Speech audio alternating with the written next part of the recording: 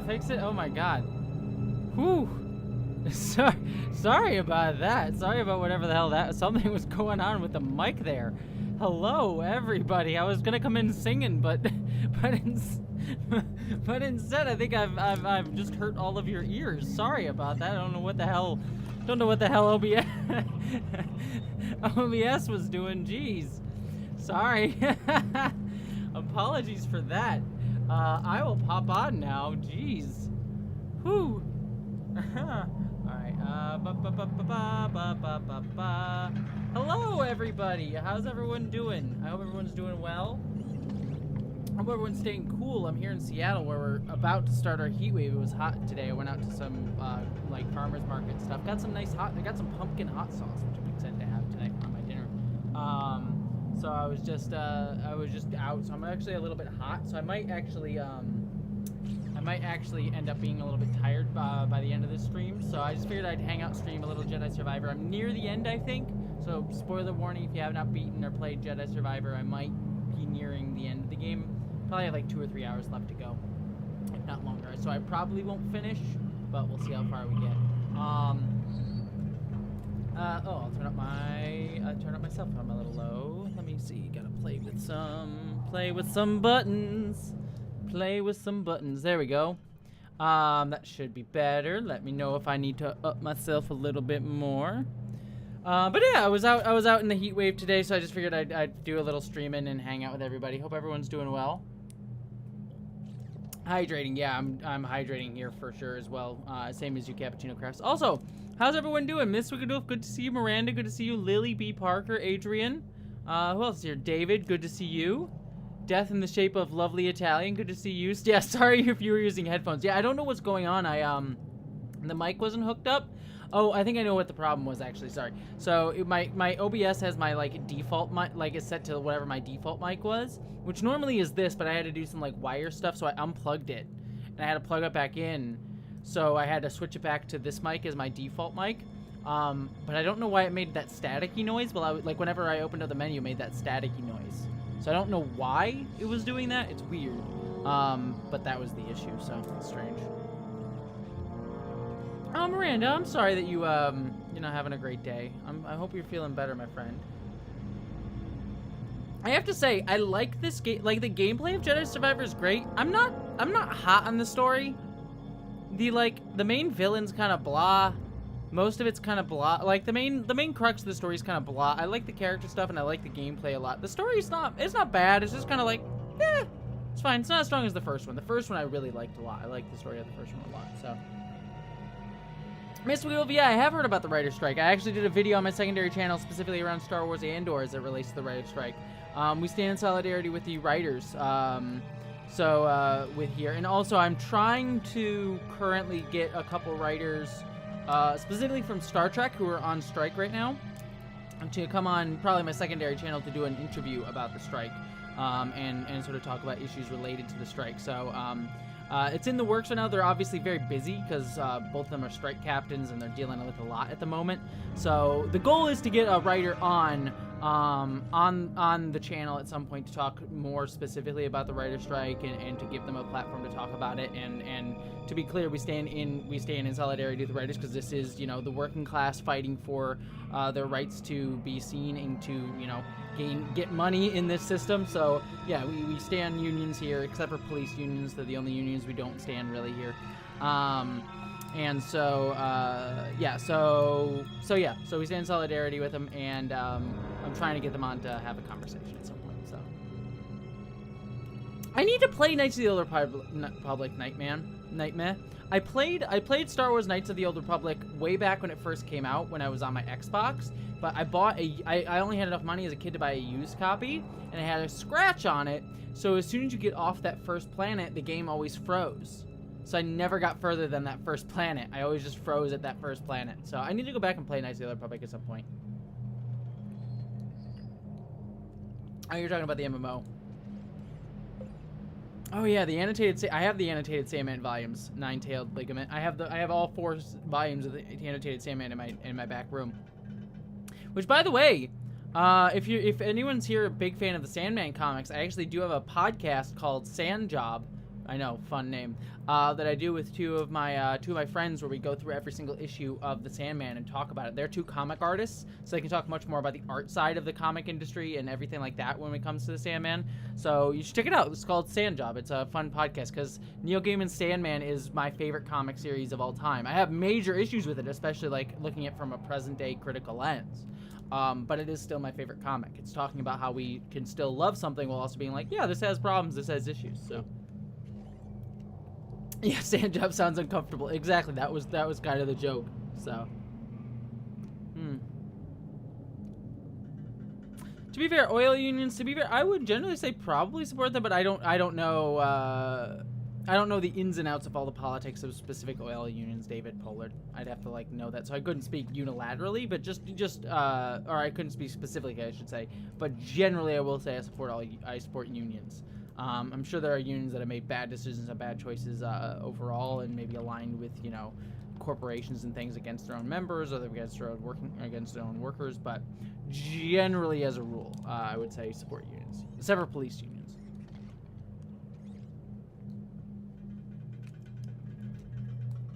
How are all of you doing, by the way? I've been talking about my thoughts. How's life? And I'll get to playing this in a little bit, but I just wanted to finish up get some hydration in me because I've been walking around in the heat all day.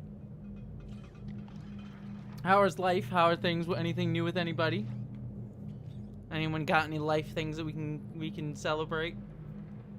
Also, I think someone earlier, I read it, but I was in the middle of like saying something, but I think someone said they were just getting out of the hospital, so I'm glad whoever said they got out of the hospital, I am glad for you. I'm glad you're doing well. Yeah, I'm trying to find where it was. Yeah, sadly, I don't know. Someone said it earlier, and I meant to acknowledge it, but I was in the middle of ranting about something. Yeah, Miranda, what do you have to celebrate? Was it your name? Was it your legal name change? I think you mentioned that, unless I'm making that up. I forget what you mentioned it, but if it's your legal name change, congratulations. That's amazing. Lorcan, that's amazing. You got published. That's super, super crazy.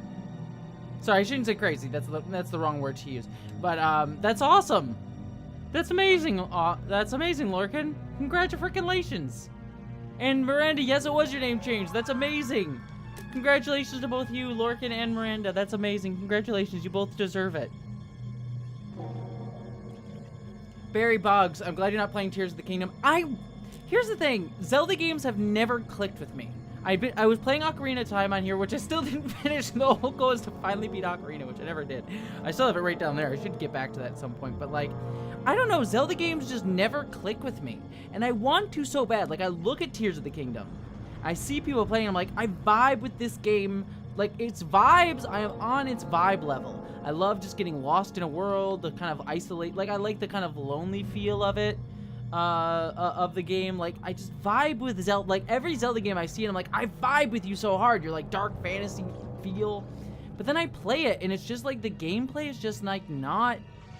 It's just there's something just a hair off from what I wanted to. And it just never I just never get into its rhythm ever. It's like I'm just like slightly off, just a few beats off of it. And I think like for Breath of the Wild, like I think every game has its own individual things. Like for Ocarina of Time, it's like I can never figure out where I'm supposed to go in that game. For something like Breath of the Wild, I hate weapon durability. I hate crafting. Like I just like. I understand, I'm not knocking those systems, like weapon durability and crafting. I understand why people like them. I understand why it's fun. For me, it is not fun. For me, they are both stressful and not how I like to engage with games. So I just play it and I'm like, I just don't like having to deal with all this stuff. And it's a me thing. I think it is not the game's fault. The game is doing what it wants to do, and it's doing it well. It's not like it's not like it's a bad system. It's just systems that I don't like, and it just disappoints me. So I know not everything is for everybody, but like with Zelda specifically, like I am fine with certain games and you're like, you know what, that's not for me. But Zelda specifically, I am like, I want to like you so bad because I feel like if I could just get on that wavelength, I would love it, but I just never do. And it sucks.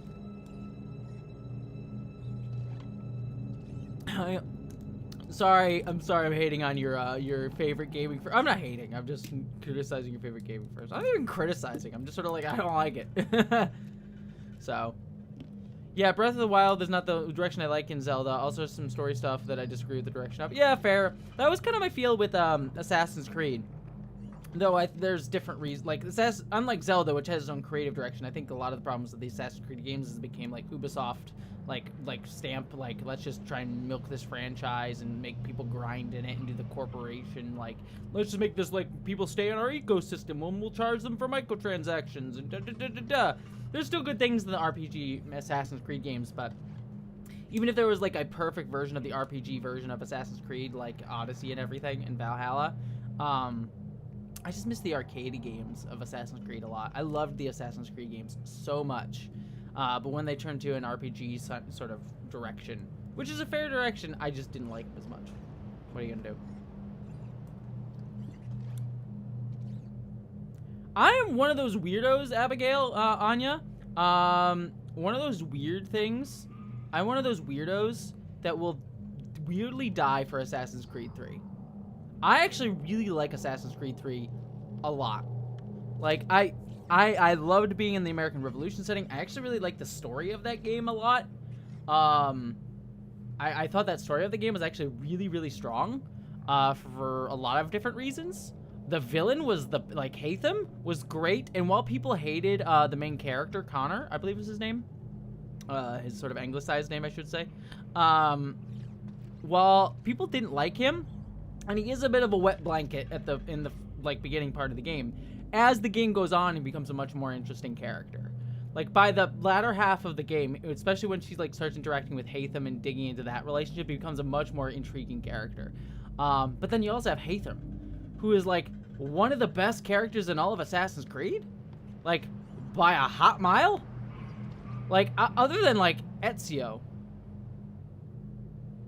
I legitimately wonder who else would be a better protagonist, better character in the Assassin's Creed franchise, other than maybe Ezio, other than Haytham, who is a fascinating character. So long story short, I will weirdly fight for Assassin's Creed 3.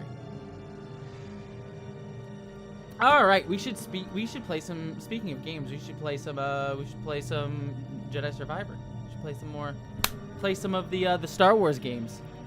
All right. Like I said, forewarning to everybody here, I believe I'm around I want to say 3/4 to 4/5 of the way through the game. So, full spoilers. I'm just gonna warn you that there will be spoilers if you have not played the game yet. Oh, Jacob and Evie are great. Jacob and Evie are great. I like Jacob and Evie. I thought they were really solid. I need to go back. I never beat Syndicate, and I feel like I would like Syndicate a lot. I mean, I did like a lot of it. I just got busy around the time, and I just never got back to it. Oh, also. Oh!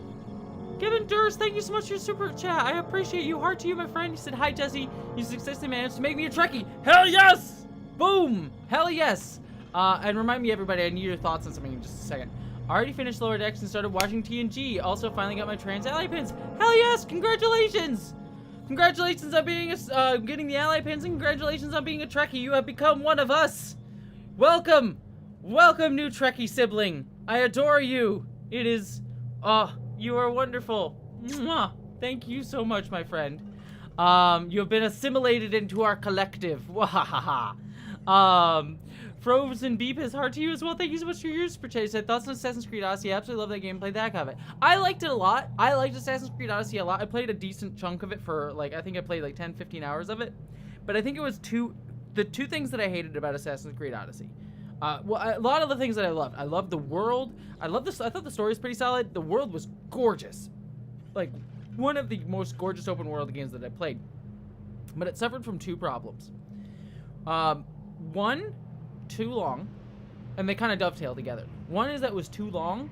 I hate games that are unless it's an Elder Scrolls game or a Fallout game or something along those lines. I hate games that are just thousands of hours long. I want to be able to have a nice 20 to 30 hour experience with the game, a nice super polished 20 to 30 hour experience.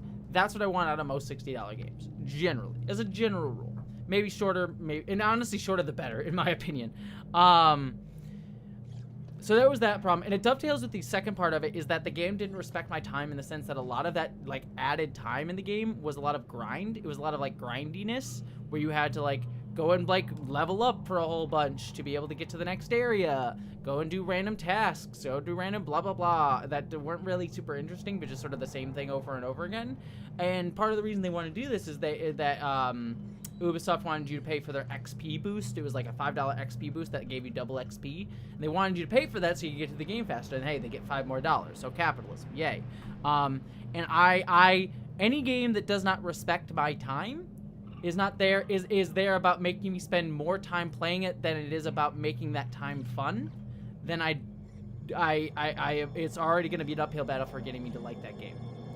I think that's my big rule with games, is they need to respect my time. If the game cares more about having me play it rather than me enjoy playing it, like if the game cares more about how long I play it rather than how much I enjoy the time that I do spend playing it, then I do not like the game as much.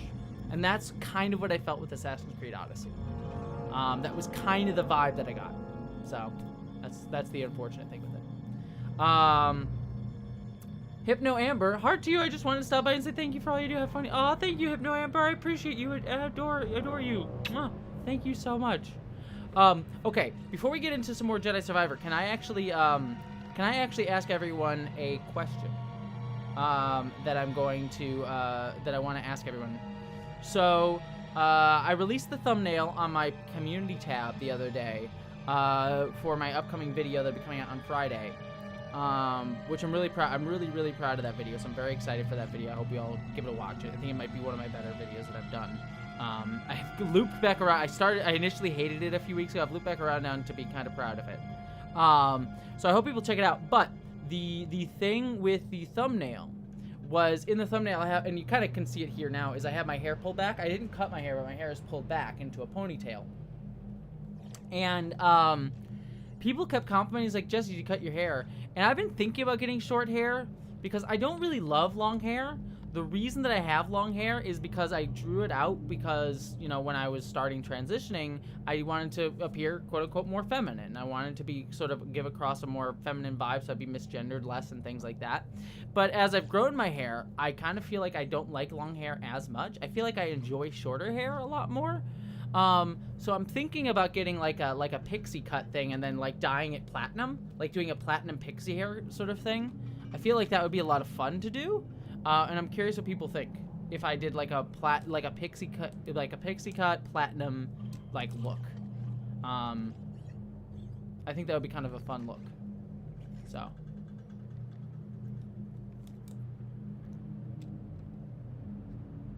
I wish I have done braids, but I've never, I think people have braided my hair, but it's never been like a whole thing.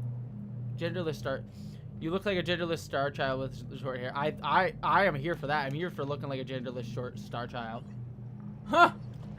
Lorcan, that is absolutely true. That is absolutely true. My transformation to Strange New Worlds Nurse Chapel, that is, I think that is kind of my aesthetic. Nurse Chapel from Strange New World is kind of the aesthetic that I want to go for. You've called me out, Lorcan. You have called me out. Like, Nurse Chapel, Strange New Worlds Nurse Chapel is like my like the avatar that I wish to embody. That is, oh man, I feel so seen with that. I feel so seen. That comment just made me feel so freaking seen. I love that.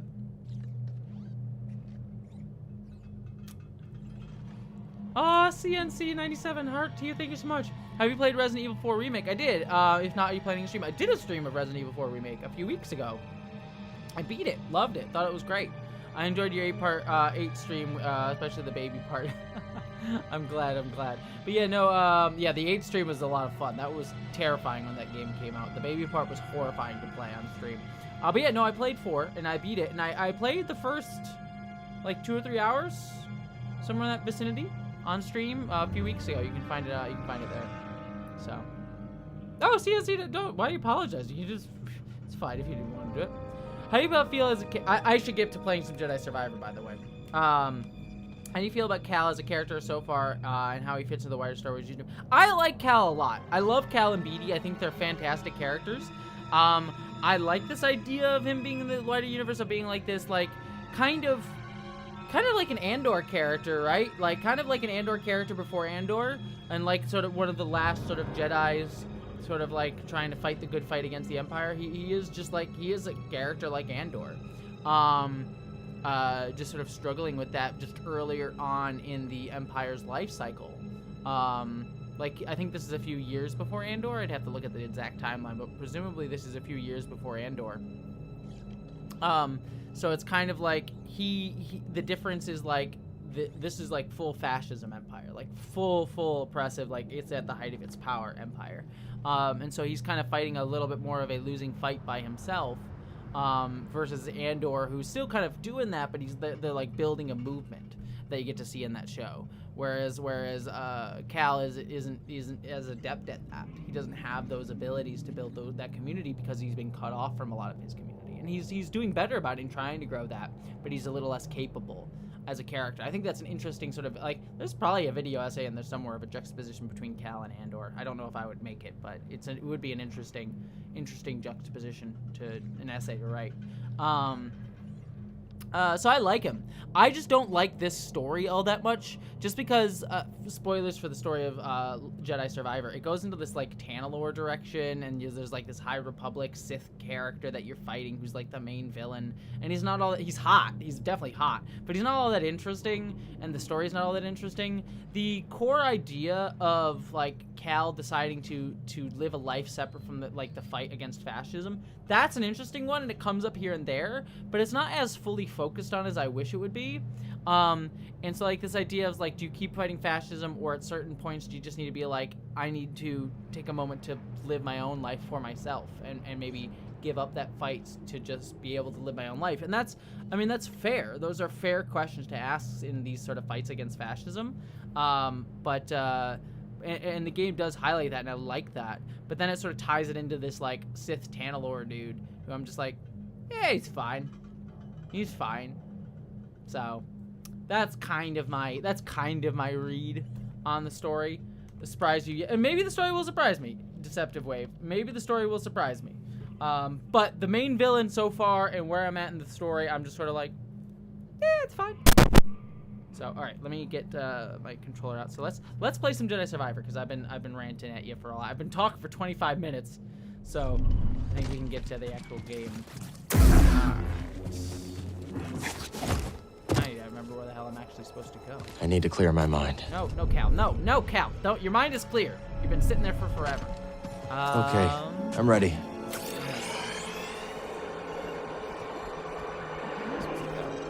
Get over there. Yeah, I'm going that way. Is that an Imperial shuttle? I don't know why they were flying in such poor conditions. Want to check it out? Presumably I can't go that way. Oh, Aeronaut, good to see you. How you doing? How is life, Aeronaut? How's things? How goes the Jubilee thing? And yeah, sorry, I meant to ask you if you wanted to stream, but I've sort of been jumping around. My day has been running around doing things. I'm alive. Fair enough. Oh, hello. Look at his cute little face. Kind of reminds me of. Oh shit! Kind of reminds me of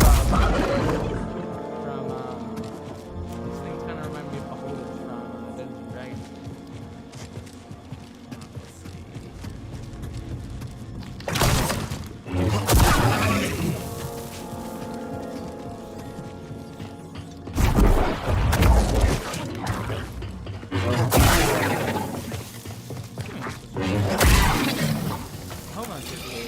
Is the game audio loud? I can turn it down a little bit louder. Let me know. Let me know if I actually need to turn down everything. And Aeronaut, I have told you, if you need me to send you some money, I can send you some. I've been thinking also too, Aeronaut, of like paying you to make sure we finish the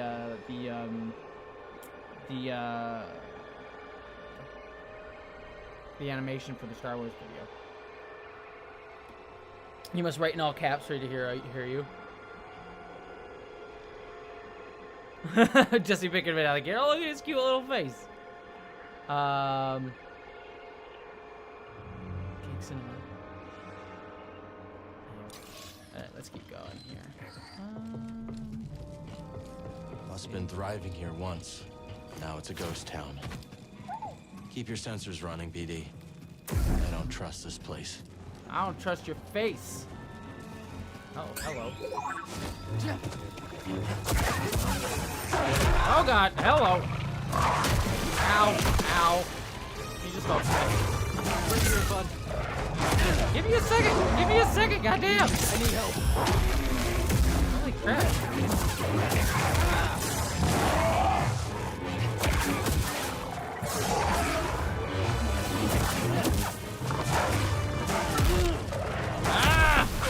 Quarter. Help! That's a bad spot to fight this thing.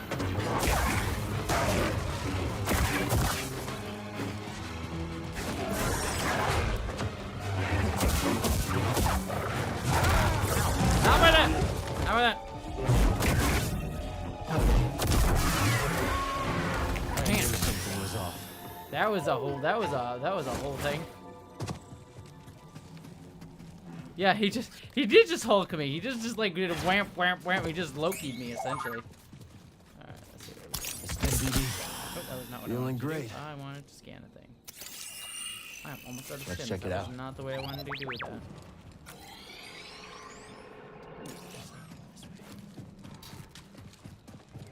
Yeah, I think it's a version of a Wampa too. I think it's like a oh, hello. What are we doing? Oh, hello.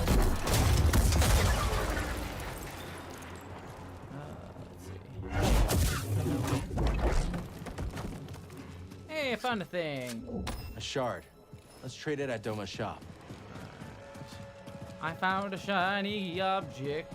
Who doesn't like a good shiny object? Alright.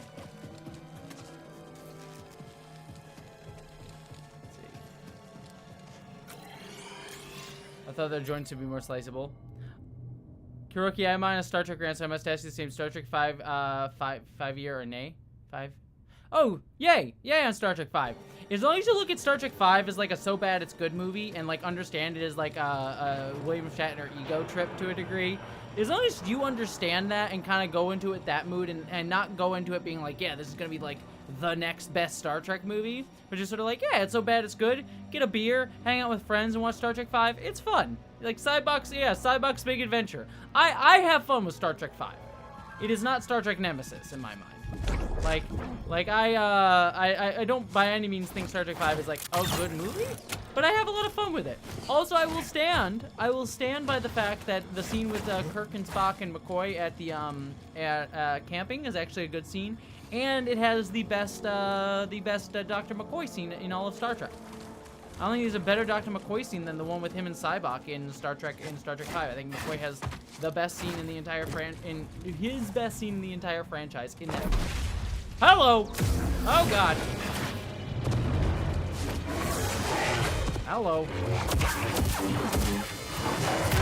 Stop it with that! Stop it with that!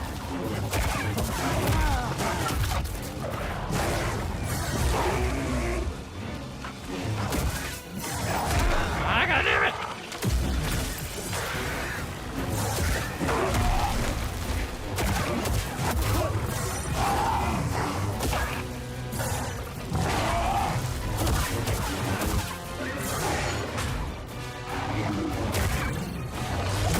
That one went much better than the first one. Was not expecting to open that door and just be like, hi! There's just a dude. Just a dude being a dude. I feel bad. I kind of come into his home and we're just like, hi, hello. I'm just gonna murder you now. Run, Shanna! We gotta go! Aw, poor Shanna. It's gonna take me. Because it looks like it's. Wait, I'm confused. Is it just gonna take me around to where I'm going anyways? There's just one. Is this just one big circle? It looks like just one big circle. Oh, hello, hi. No, whoa, God. Nope, not about that. A lot of Hello. security, huh? Wonder who was trying to keep things hidden.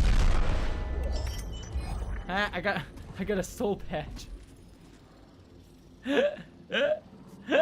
That's fun. I'm gonna put this here so you can better see me. That's probably a better angle. Let's see. Yeah, that's a better angle. Man, that was a long way to go for a soul patch. That was a lot of explosions to get a soul patch.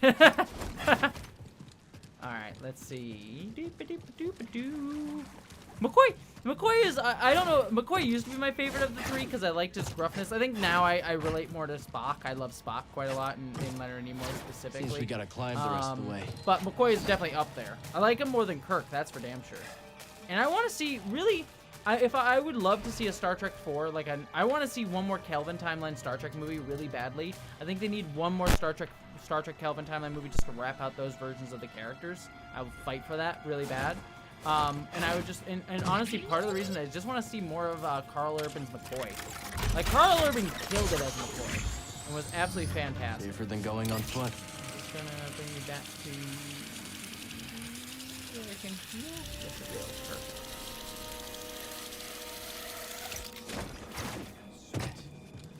Force is with me. Going to do that. And I have skill points.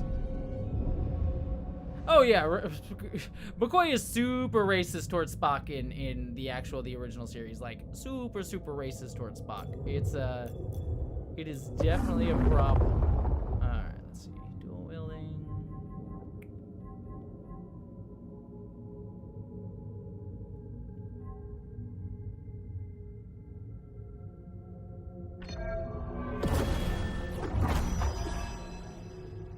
Oh. It's kind of fun. Alright. Important questions when there's nothing about the game. Can you pet I don't know if you can pet a robot, but you can definitely pet definitely pet boglings. I don't know if you can pet the robot in this game, but you can definitely pet boglings. That's for 100% sure. So there's definitely petable cute things in this game. Oh god, nope, that was a mistake. I've made mistakes. Oh, thank god. Whew. Go. Wait, did I not rest? Crap, that was dumb. Went all the way back there, I didn't actually rest. That was, oh god. Oh god, I don't think this is what I was supposed to do. Oh god, nope, okay. That was definitely not the way I was supposed to do that. Alright, let's try. That was 10 out of 10 moment for me. I did the thing perfectly. That was none of you saw a damn thing. None of you saw a damn thing. Yeah, Jessie tried to pet the. I did try to pet the ball, made a teeth. All right, there we go. That's what I intended to do. All right. There, now.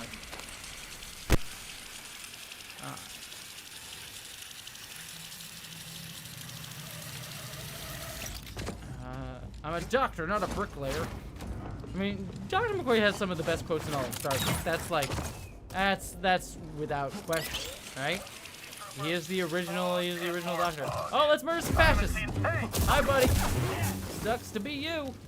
After you to get for doing a fascism.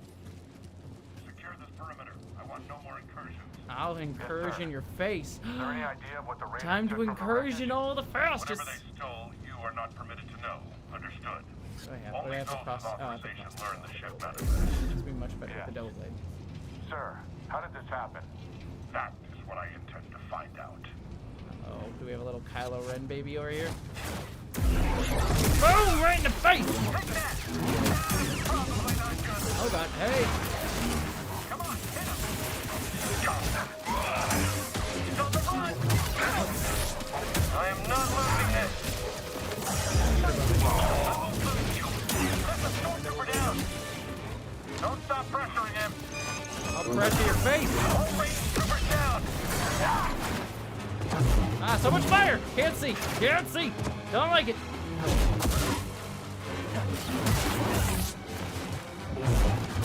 There we go. Alright, now to fight Alan Tudyk. Scanner failed. Target locked. Trivial opposition.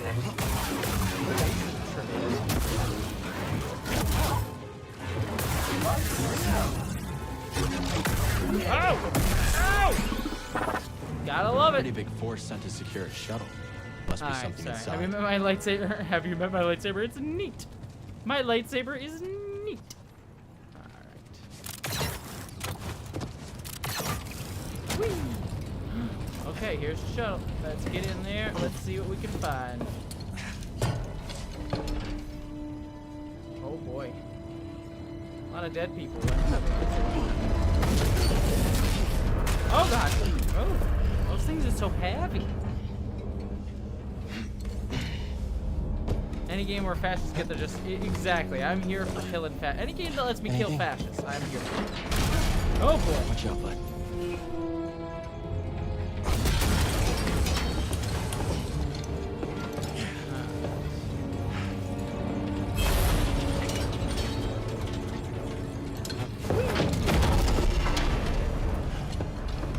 Oh god. Oh, Alan Tudyk's head popped off. Day for these droids. Oh, poor Alan Tudyk. And yes, for anyone who was asking, I do Urge. call all the K2SO looking droids Alan Jabba Tudyk was coming to him. because that's just too funny not to. What is it? All right. You want it? All yours, bud. He's getting a little upgrade. Oh, he's getting a little shooty thing. Uh-oh, what'd you do? BD, Oh boy. No. Thinking of space where there'd be less gravity problems. Oh boy. Hey, we did a thing. some kind of electro dart? Let's see, how do I Next do time, maybe run a scan before you start firing. How do I do it? Oh, I see. Got a There dial we in the shot. go. Whew. Ah, there we are. I got a new thing. Who likes the new thing?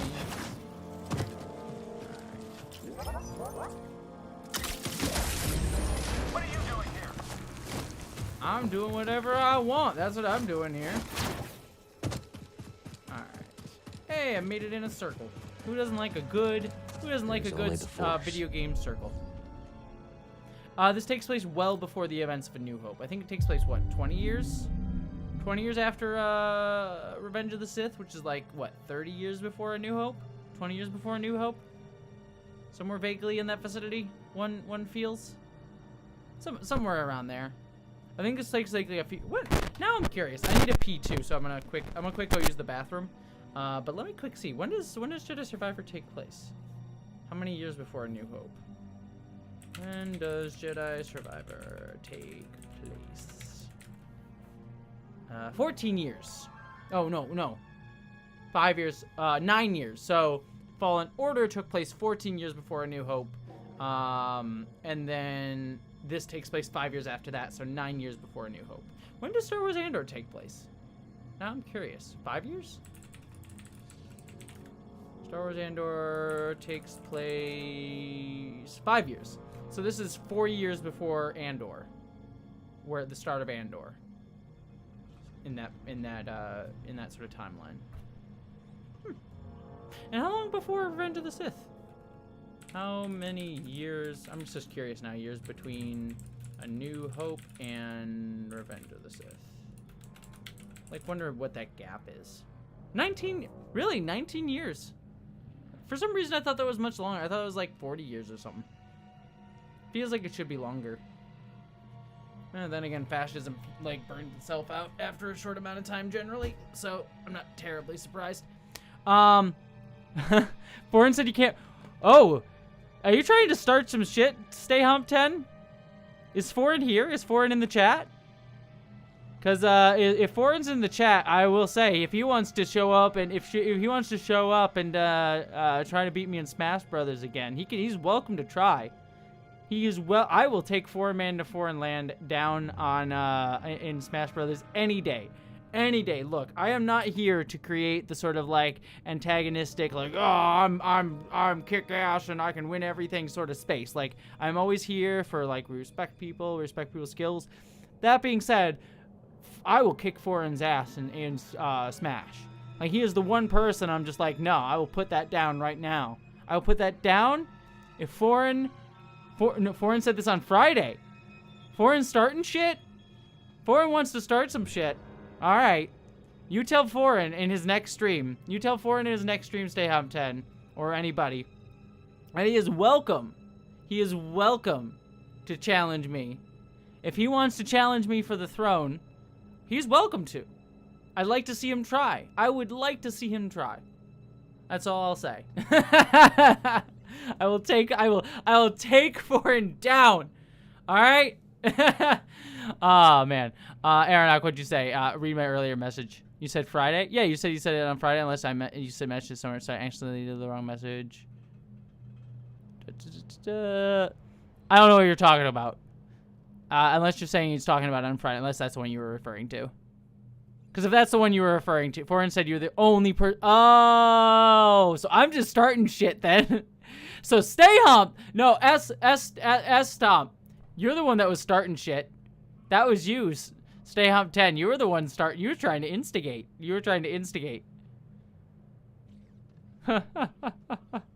Said it was a cheater. Wow. I feel like I'm just getting second. I feel like you guys are just all trying to instigate this. Trying to turn me against poor Foreign. Trying to turn me against poor Foreign here and trying to start some crap.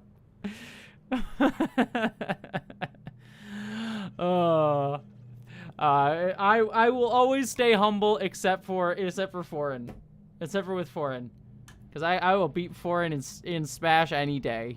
He knows. He knows I can beat him.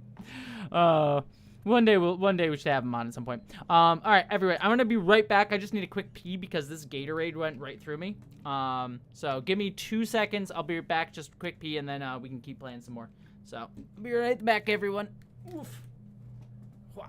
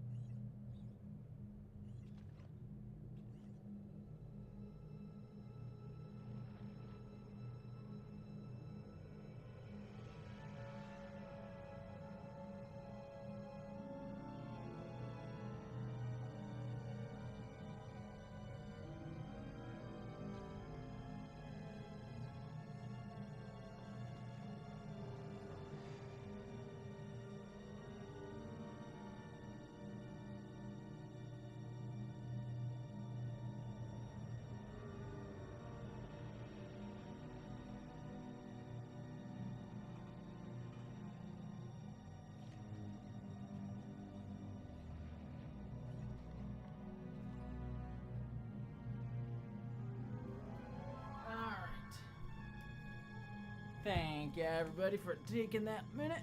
Ugh. Stop. Who's picking on me? People picking on me? Now I need to play. Oh, Aeronox, do you want to play me in Smash?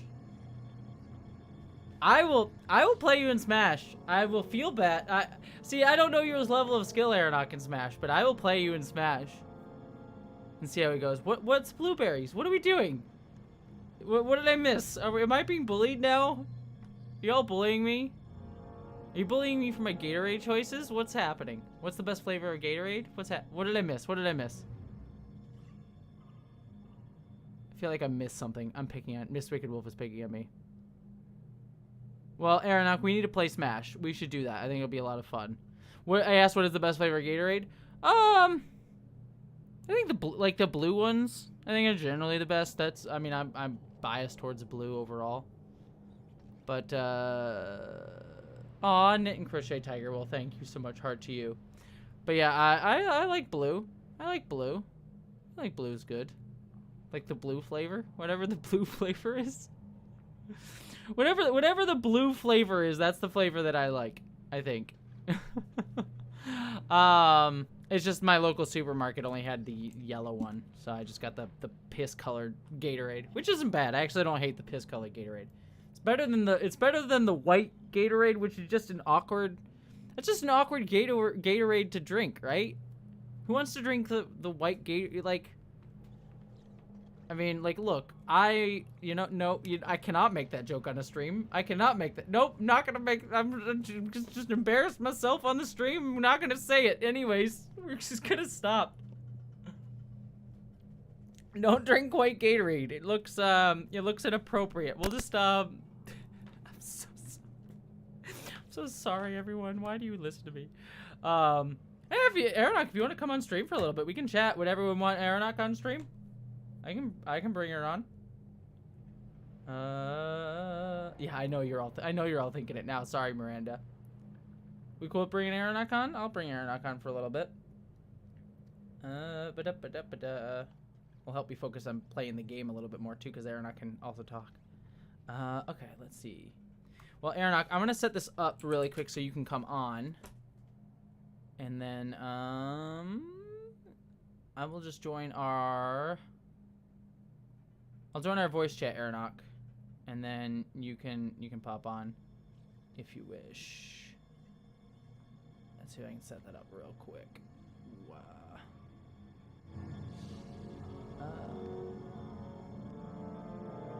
Let's make sure...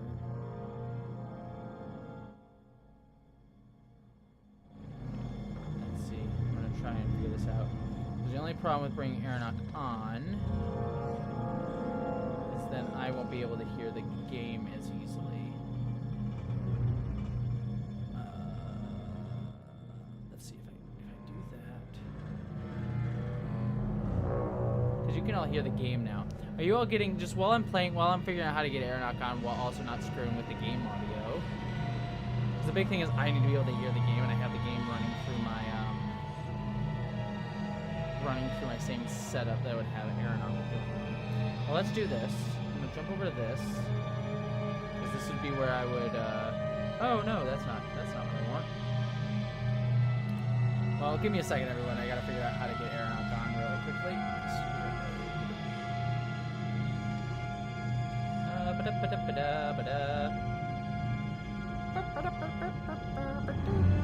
Sorry, I'm just messing with stuff real quick. Are you hearing like the game doubled up right now? Because if you are, does the game sound like it's coming in two different things? That's my main question, really. Is my main question and concern. Alright.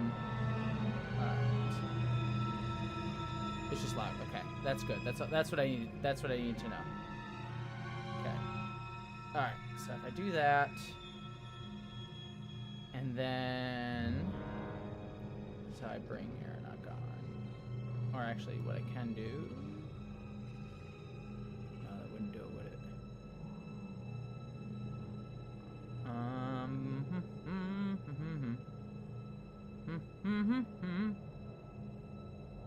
I think I got it. Okay, cool. Give me 2 seconds, everyone, and I'll have Aeronock prepped to come on. Just need to add this. Because this image source is, what is this image source? That's 2. Okay, video capture device 2. Good. Okay. Video capture device 2. Here we go. Put me in the little corner box there so you can see my beautiful, sexy face. And put me there. Okay. Transition. Oh, but now you can't see the game. That's the other problem. You should probably want to see the game, which would be 5, maybe? Nope. Which one's the game? The game is a video capture device. So if I Sorry, everybody. Give me a second. I'm almost done. Just getting things for Aeronox. So if I do video capture device, I need to clean up my OBS. My OBS is a mess right now. There we are. There's the game. And then I put you right there. And then I put you behind that, so you're actually in the image. Maybe? Will you? There we go. Cool. And then I do this so that Aeronox is viewable. Just want you to be able to see Aeronox, which will be, she will come on there. Alright. So when she comes on, she'll be in that little window. Huzzah. Welcome to OBS being weird. Cool. Yeah, Aeronox, just pop in. I have it all set up now. So whenever you come on, you just pop into our voice chat that we have on the Discord server, and you'll pop in the image next to me. At least you should. You might not be able to see me, but you'll be able to hear me, but you won't be able to see me in your video, but you'll be on camera.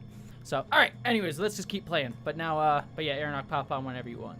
All right. Sorry about all that. I just need to do a little messing around with things. Make sure so I can set up so I can see the chat again. There we go. Boop, boop, boop. There we go. All right, cool. All right, sorry about all that. Did I miss anything in the chat while I was doing all that? Oh, one of the 9. Thank you very much for saying you were excited for the new video. I'm very excited for people to see that video.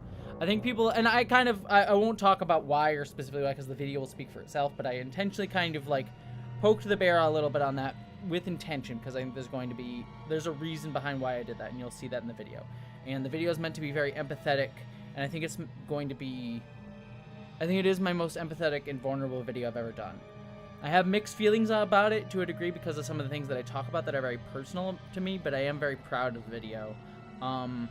And I'm hoping that I hope that the message will get across, because that's what's meaningful to me. It's going to come out on Friday next week. So the way I've decided to do it, just to let everyone know, I'm here. I'd actually be curious to hear what everyone thinks about this, actually, chat, since we're here. Just to be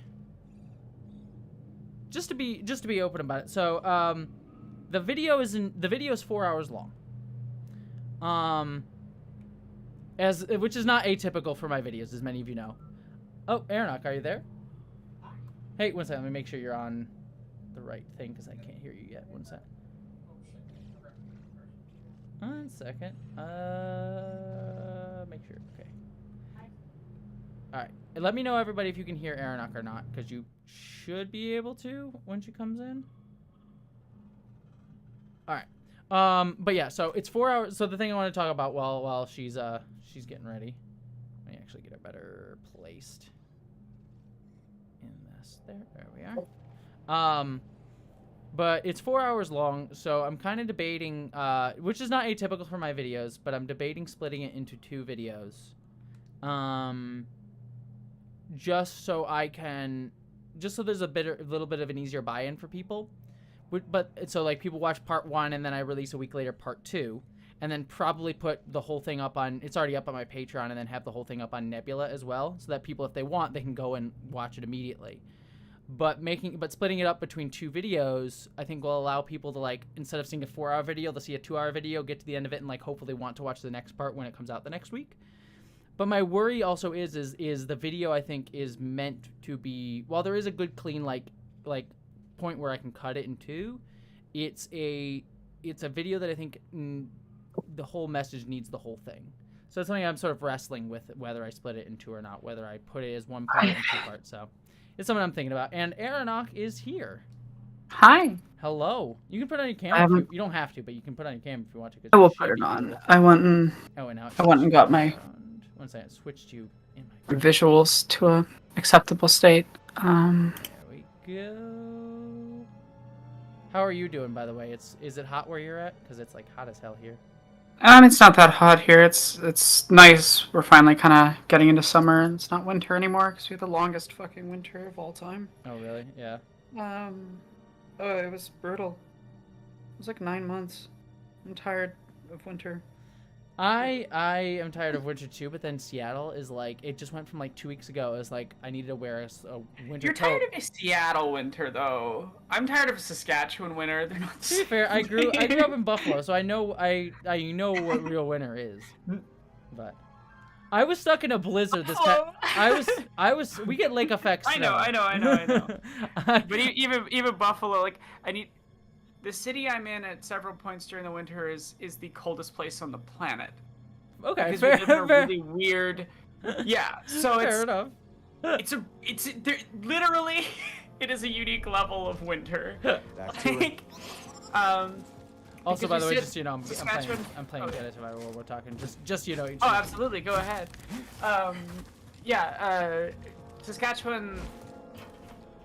Saskatchewan winter is uniquely awful because it sits at the midpoint of 3 different weather fronts. Oh, God. So you get compounding cold winds. Oh God. So No. it's like, yeah, like Alberta and Manitoba basically get like a milder version of our winter. Oh, that sounds like And- a joyous time. Sorry, I'm just not trying not to die by freaking droids. Yeah. So it's a truly unique level, and with my seasonal affective disorder, it's extra fun when it lasts. Like I'm usually fine, but this year was just another like a whole other level, and it was a bit much. It was a bit much. It was very long. Very tired. Fair. And I bought a thing I probably shouldn't have. Yeah. I got Tears of the Kingdom. Oh, did you? That's awesome. Yeah. See, were you on the stream when I was can't believe- ranting about Zelda earlier? No, I wasn't. Oh. It was kind of an impulse buy, and I can't really afford it. But whatever. I just have a nice. You do. once. You absolutely deserve to have a nice thing. Absolutely do. So I'll just have to figure out how I'm gonna make that money. Well, we will figure it out. Well, I also want to pay you because I know you're doing the animation for Yeah. the Star Wars video, which is coming along. By the way, I saw some of the stuff you Oh did my- 2 weeks ago, which I'm excited about. I'm so excited. Like y'all should be very excited about our Star Wars video because Aeronoc's doing animation. I've been doing the sound design for that video, and it's been coming out looking amazing, or sounding amazing so far. And what I've seen of the animation so far looks amazing. The X-wing stuff was great. And why can I not make this jump? Yeah. You alright? Yeah. No, it's my brain. Sorry. What? No, you're I'm all sorry. you're all good. Just excited about the Star Wars video. Yeah, Star Wars video is gonna be really good. I'm really proud of where I've gotten it with the animation, like direction-wise. I don't have any finished shots just yet, but that's because I had to work on a bunch of turf Oh, yeah, stuff you're finishing because of turf. deadlines. Yeah. But like, to be fair, the first 2 shots I started working on are The longest and hardest one because it's the some of the most complicated stuff. I'm trying to get the complicated shit done first, because then I can decide how complicated the not complicated stuff gets. Yeah, exactly. It's like the stuff that needs to take forever to do. But yeah, no, I'm excited for. I think I am very pumped for Star Wars videos. I'm like extremely pumped for the Star Wars videos. I think it's our best work. I think like, I think it might be good. I mean this very confidently. I think it is both your and my best work. Well, I am very pumped. Also, I got to see some of the animations with it for it. Well, that Needless. It looks really Yeah. great. So. Nice. Yeah, exactly. Like it's good stuff. And No, Jubilee, I haven't heard of Cyber 6. Is that the Transformer show? Sorry, I was looking at the chat real quick. also I feel bad to the Jubilee in chat. If I start talking about Jubilee, I am talking about the crappy centrist media corporation and not you, because Turb and I are doing a video on that right now. So if I start talking about that I'm not talking about you. I am talking about shitty, yeah. Which Jubilee videos are awful Something's up because they there. constantly like frame things as like a debate. It's just always like, yeah. Oh yeah. Even when it's not a debate, they frame it like it is. In specific ways, which tries to present marginalization and bigotry as debatable topics. Yep. And the personal experience of the marginalized people they have on there as being up for conversation.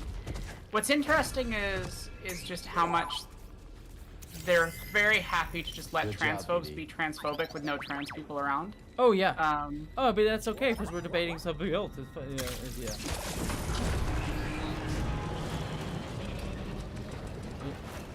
Where Yeah, it's like, yeah. oh, sorry, I didn't mean to cut you off. No, you're okay. Sorry if I'm a little slow today. No, you're all good. My brain's tired. I hung out with friends last night until like way too late, and I slept in. And I'm also the same because my day today is I went out to a farmer's market. It's hot. It's super hot, so I got like tired. And then I ooh, glowy thing. And then from there, my tomorrow is going to be I'm going out for like whiskey. My friends and I are taking me out to like this place where we're doing whiskey. What are the words where you have multiple things in a row? Help me. Shots? Flights. Whiskey flight. We're doing whiskey I don't know what flights. that is. So flights, okay, okay. As a beer, What was the flight? as a beer snob, okay. Listeners, you're gonna hear me. I don't really talk about being much of a beer snob on this channel, but I am a beer snob. I'm not much of a whiskey snob, but I am a beer snob. I adore flights. What they are is when you go to a bar, you'll order. They give you like 4 drinks that are like generally grouped together that sort of give you like a taste test of like different ones. So just like it's basically just doing a tasting of like several different like generally similar or complementary drinks. And I usually do like I love stout flights. Like stout flights are my favorite freaking things. I will go out to a brewery and just get like their best stout flight, and it's my favorite thing of the evening. So my friends are gonna do that to me tomorrow. We're gonna do whiskey flights, and then there's this really cool place in Seattle called McMinimans. It's like this big fancy restaurant-y place, which is way too expensive. They have these like little weird bar things, and they have like dessert like drinks and stuff, which I am so freaking excited about. It's the most Seattle thing. One of the nicest. That's the most Seattle things that I've ever heard you say. Yeah, no, it's I'm pretty. I will get hipstery about beer. Like I don't think I'm that much of a hipster, but when it comes to beer, yeah, I'm pretty much a hipster. It's okay. I can get really hipstery about certain things and stuff. Not as much as some of my friends, but like, yeah. I think we all have those little hipster things. Yeah, we all do. Oh my god, I'm doing a combat. Why am I doing a combat challenge now? When I was younger, like, oh, I hate teenage me. I mean, we all. If we don't all hate our teenage selves, I feel like we're not growing. Yeah, but teenage me was especially. Oh god, what's happening? Sorry, there's things happening in this game right now. Not getting through. All good. Chip away. Ah, Droidicas! Why? Ow! Stop hitting me with your swords! Ah!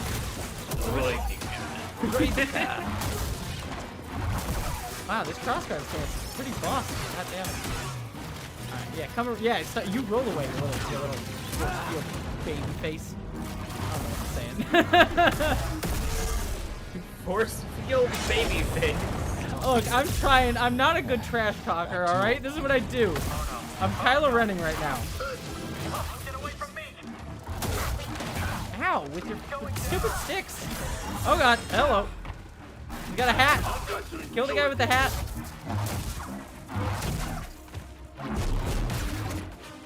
Alright. So how's the rest of your week been? Why are you still trying not to die?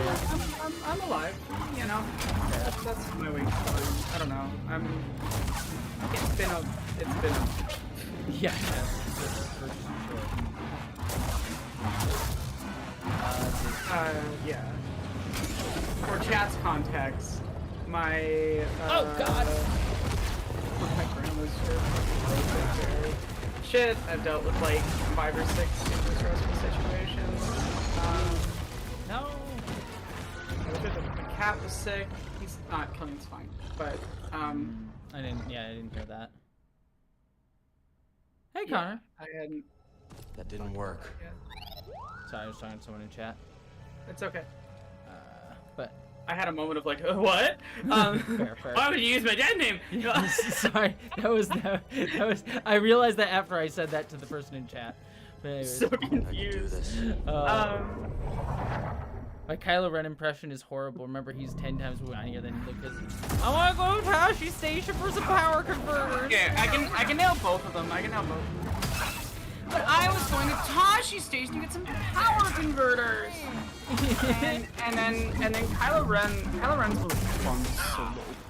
He didn't listen to me and he didn't let me play my emo music. I always want to play video games in my room.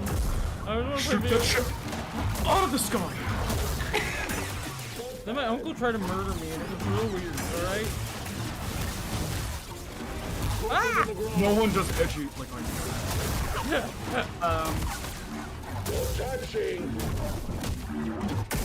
Ooh! Ooh! I'm sorry, I did not mean to murder you that hard, my friend. I just shoved this lightsaber through his guy's gut. Nice. No! It was very mean! It's fine. In a video game. If that's in a video game. Well, I mean, I'm fine with that in real life. If they're like little fastest foot soldiers. We can't say certain things, Jesse. Look, it's fine. I'm okay with saying that about fastest. It's fine. Yeah, I just don't get YouTube slapped. Fair. Oh god! Ah! Silly like that. Whoa! There we go.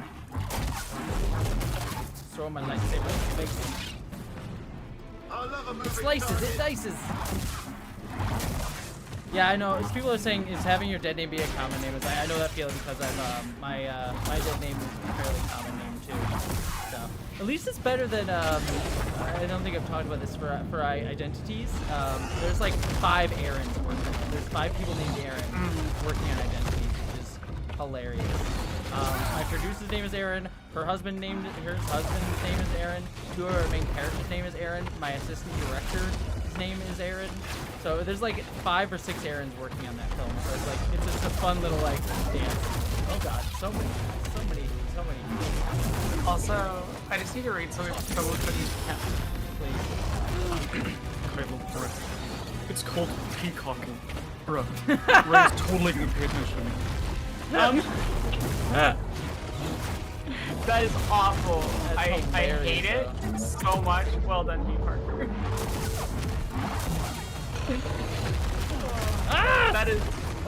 That is exceptionally cursed.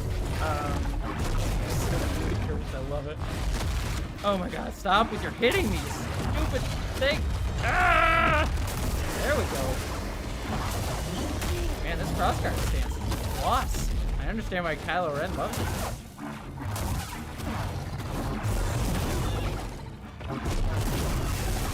I did the thing! I did it! I killed many innocent creatures. Bothans died. Prince of Egypt is an underrated movie. Bring us. Oh, sorry. What's an underrated movie? Prince of Egypt. Oh, the animated film? Yeah, that the movie's great. slaps. The obligatory reminder, because Alka would be annoyed with you if I didn't, that it is a Jewish film. Yes, it is a Jewish film. Yes. So one second, I'm just checking where I'm supposed to go.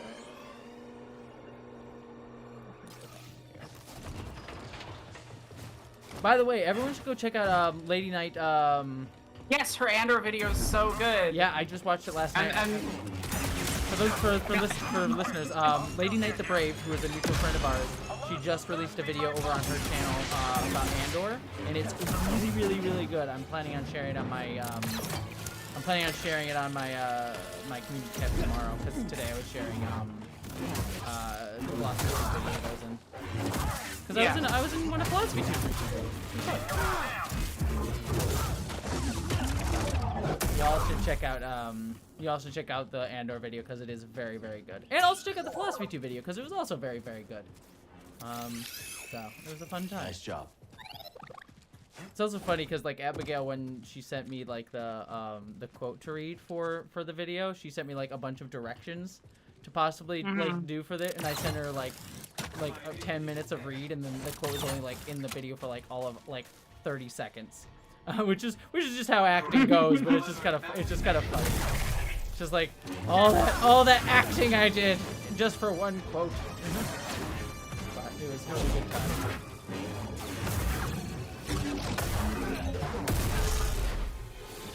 That's always interesting how much goes into just even small things.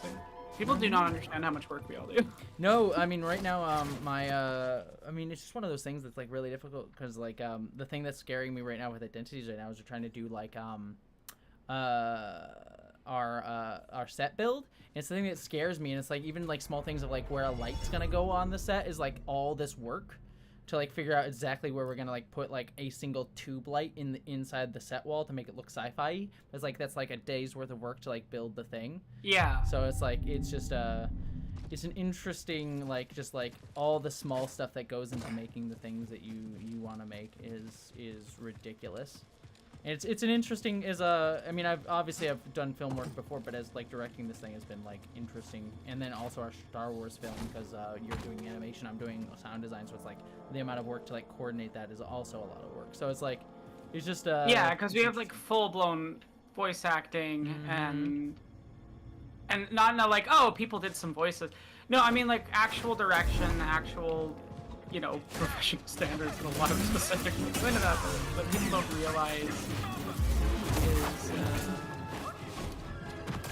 a lot of work. Oh god! Alan Tudyk's running at me. Sorry. Too many. I have 2 Alan Tudyks on my tail. Oh god, he wants to hug. Oh no. Sorry, I just love calling the K2SO looking droids Alan Tudyk. It's too much fun not to.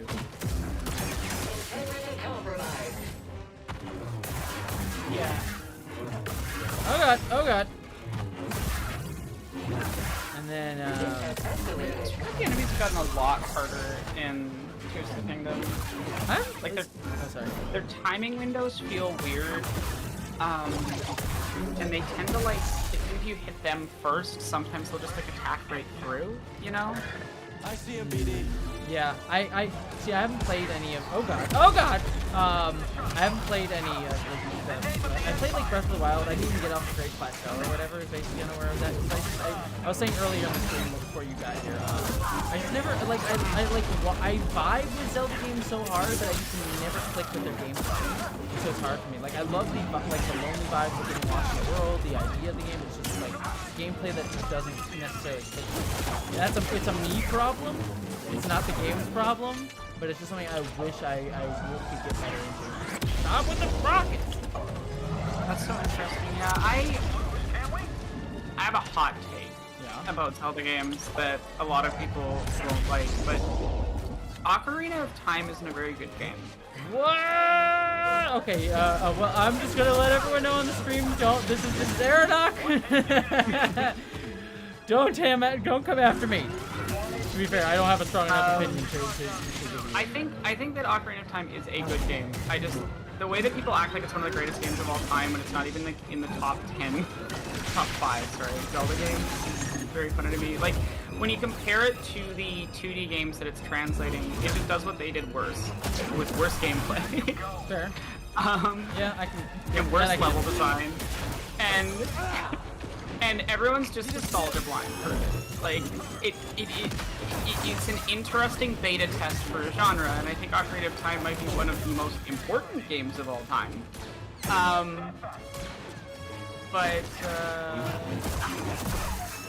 Yeah, like when you compare Ocarina of Time to even just games in its own franchise, like Link to the Past, it doesn't hold up. Sorry, so many fascists I'm fighting right now. There's so many fascists!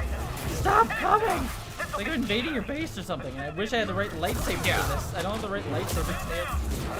Ah! And, like, a lot of people, when you talk to them about, like, Ocarina or some of the earlier games, they haven't played them for, like, 20 years. And I'm like, trust me, go try to play it right now. It's the issue of... I've been playing Ocarina of Time, and I like it, but yeah, I understand exactly what you're saying. Like, I understand why it's so revolutionary and important, and why it, like, translates a lot of stuff. And there's a lot of, like, the art design is great and some levels, but I also see, like, it was a good starting place for what would get evolved a lot later. I mean, it's great for, like, one of the first, like, games to do that. But I can understand the criticism. It's just what do you value it for, necessarily. Yeah, again, I think it's a good game. I just don't think it's, like, worth the praise that it gets. Fair. Absolutely fair. I think it's absolutely fair. Outside of saying, this game was incredibly important for the development of a bunch of genres and deeply influential.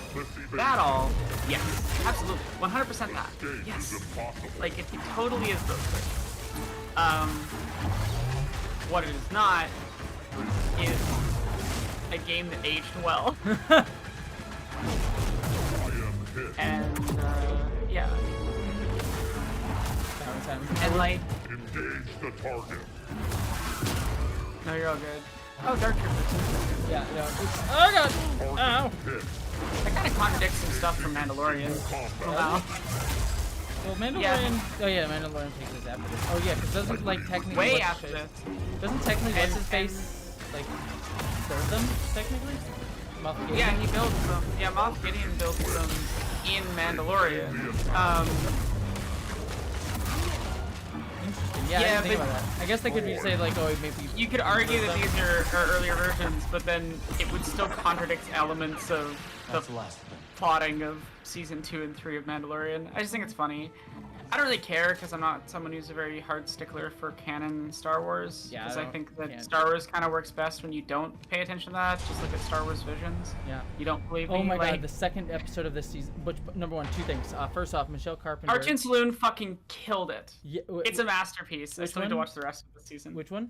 The second episode. The one with the The kids. Cartoon Saloon one? With the, yes, the one by the creators of Wolfwalkers Yes. and That yeah, was who so are one of my favorite animation Good and studios. horrifying. The end of that is one of the scariest things. I won't spoil for listeners, but if you have not watched that It's episode, such a like perfect, it's perfect Irish horror, and Mhm. I really love it. I can definitely do that. Sorry, I was talking this, and also Michelle Carpenter. Thank you so much. I was talking about that video earlier. I appreciate you. Thank you so much for that video, or for liking that video, and thank you for watching it. And I'm sending you love, and I appreciate the super chat. Mwah. I hope other people like the video when it comes out in the same way. So thank you, my friend. Mwah. But yeah, but going back to it, yeah, that second episode of there's a like that's the best episode of this season. That one. Oh, Cornelius, thank you so much. I appreciate you. Heart to you. Mwah. I appreciate you. But that's the best episode of the season. But there's also a cabaret one that was really good as well. There's like a I haven't watched the rest of the season. Well, that's what I'm yet. saying. Once you get to it, only the 2 cabaret episodes one. in, The cabaret so one is fantastic. No spoilers. Oh no, I'm just that's literally all I will say about it. Is it just it's a cabaret one. Hold it right there. That is fun though. I do like that. I'm curious what they will do with that concept. I thought it was really good actually. Sorcery can't get through 15 centimeters of Imperial manufactured Sorry, there's little transparent stormtroopers being a little. You should open the door. Ah, this is fun. What? This is an inspection. You have orders to Oh, I'm let doing you a little pass. Jedi mind trick on this poor little guy. This is an inspection. I have orders to let you pass. Apologies for detaining you, sir. I'm sure you'll find everything Aw, up to code. poor little hope so. fascist, poor little confused little fascist. Now I'm gonna murder him. Weak minds don't stop them from conquering the Oh, galaxy. I guess I can't murder him. Aw, dang it. Oh well. I guess the game humanized him too much. Aw, Cody, thank you so much, heart to you. I appreciate you. Aw, you're watching. Oh well, FKH. I hope you see you. But Cody, that's a super generous super chat. Thank you so much, my friend. Heart to you. Appreciate you. Mwah. So, I'm trying to think of like other Star Wars stuff. That's like because I'm just in Star Wars brain at the moment. Yeah. I mean, like I'm really excited for us to get to work on Video 2. Video number 2, the Andor stuff, which I'm comfortable announcing because, like, LK directly mentioned it in hers. So, yeah, well, someone mentioned the holiday special. Yeah. Do we want? We should do an analysis of the politics of the holiday special. I mean, that would the answer to that. I mean, would be, that's actually not that hard to do. I mean, it's just it's the emplacement of capitalism as a core element of the functioning structures of that world, down to the level that All you, BD. even in that world, the heroes do a show to promote products. Tells you a lot about how they function and view things. Yep. Basically, my point is that they reinforce our message. Oh, I understand that. I would just say the way I would do it is just like analyze the holiday special using the Society of the Spectacle as like a guide for that, because that would be a hilarious way to do it. That would be really funny. And now, we want to keep working on this. just do a little side video that's just like in between, like to a little addendum that's just like, and we're gonna analyze the politics of the Star Wars holiday special. We're gonna have to do 2 side videos. One is just Mandalorian Season 3 is the most politically confused work of art I've ever seen. Hey, I'm sorry. Aaron, I don't mean to tell. There's a boss in this game called Rick the Door Technician. He's just a confused little boy. Oh, this is funny. He's like, what's happening? Oh my God, Rick the Door Technician. Oh, Rick, no! I'm sorry. The game. What was that? What just happened? He just like floated down the hall to me, and then he was like, "What's happening?" And then he died, and then it was the boss defeated. I'm sorry, I didn't mean to cut you off. That was You are the fine. weirdest thing. I have no idea what that was. Oh, anyways, we're talking about Star Wars. The second video that you're talking about. A second side video. Oh yeah, I feel like we have to do an addendum video on Mandalorian. Kind of proves our entire point. Like Mandalorian Season 3 is such a massive mess that it proves our point about I know. the deep level of Political incoherence. Yeah, I love that you knew exactly where I was gonna take that. Well, yeah, the whole bit, because it has Jessie and I finish each other's sentences literally. Yeah, it's like it's quite literally like with Mandalorian Season 3. There's so many things I could talk about with that season, but the one that like gets me the most is like they have that whole episode about like Project Paperclip sort of stuff with like, hey, look how Nazis are reintegrated into a sort of liberal democracy post like fascism. But they want you to like the Nazi. That's what I'm saying. And they want you to like the Nazi, and then they reinforce that later by having one of the Project Paperclip dudes be Jack Black, who's like, oh yeah, I'm part of the aristocracy here, and yeah, we'll take down Jack Black's character. I don't want to, but it's kind of hard not to like Jack Black. That's the point. That's the point. Like the show like understands this, but then it wants you to like have like feelings for the fascist and be like, oh, it's okay, and then they reinforce it later with Jack Black's character also being a Project Paperclip dude who is part of the aristocracy of that society, who everyone's just like, oh, they're just, look at these upper class people just all having fun, isn't it great?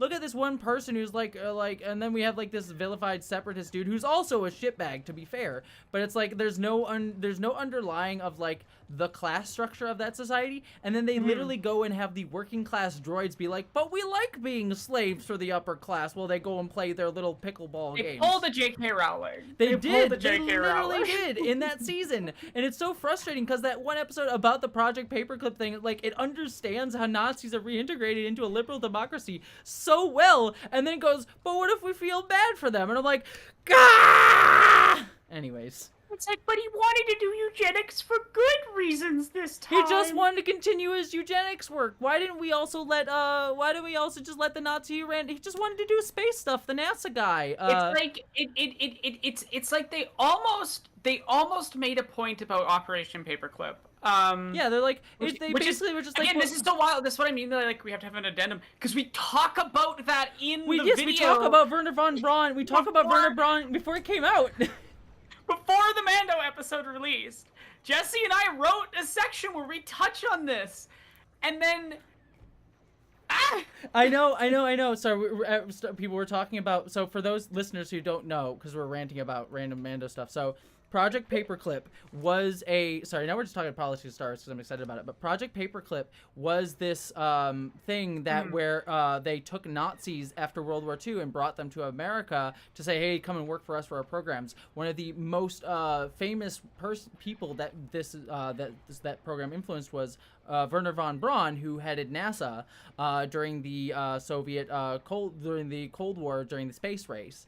And basically what Star Wars Mandalorian, without spoiling that season as a whole, does, there is an episode where they also show like an amnesty program akin to Project Paperclip, where we follow Empire scientist, a former Empire scientist, ex-fascist, who is just like, I just want to continue my work. And then it shows him like giving a speech in front of like the Galactic Senate, being like, I just want to continue my work, and I also suffered under fascism, so it's okay. And everyone's like, oh, how brave of you. I'm like, oh, this show is getting it, showing how the upper class like elite in a liberal democracy will reintegrate Nazis. But then the whole episode is then about like, oh man, but he just should be able to continue his eugenics work for good, and we should feel bad for him. And it basically is going like, hey, Wernher von Braun should have been allowed back because, hey, he helped us win the space race. And it's like apologizing for that, or like trying to make it, not even apologize, like making it seem okay as it should, like that should have been the case. And it's really messed up. And then it reinforces it later on the season because there's an episode where Jack Black guest stars, and he literally says he is part of that fascist amnesty program, and he's played as like a lovable like upper class aristocrat. And then the whole episode is also about how the droids are like, they're not actually gonna people think like, are the droids rebelling? It's like, no, they don't actually want to rebel. They want to work for everybody. It's the separatists.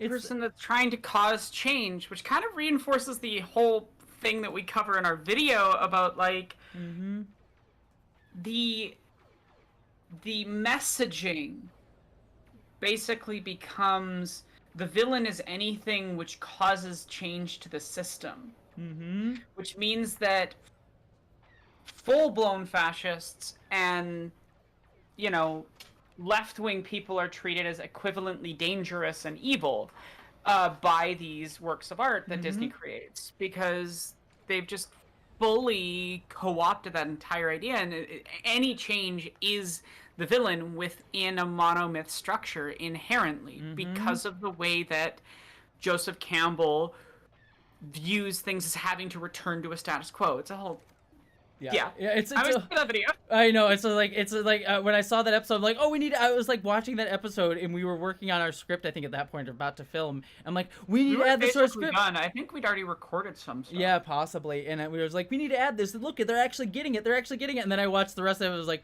oh no.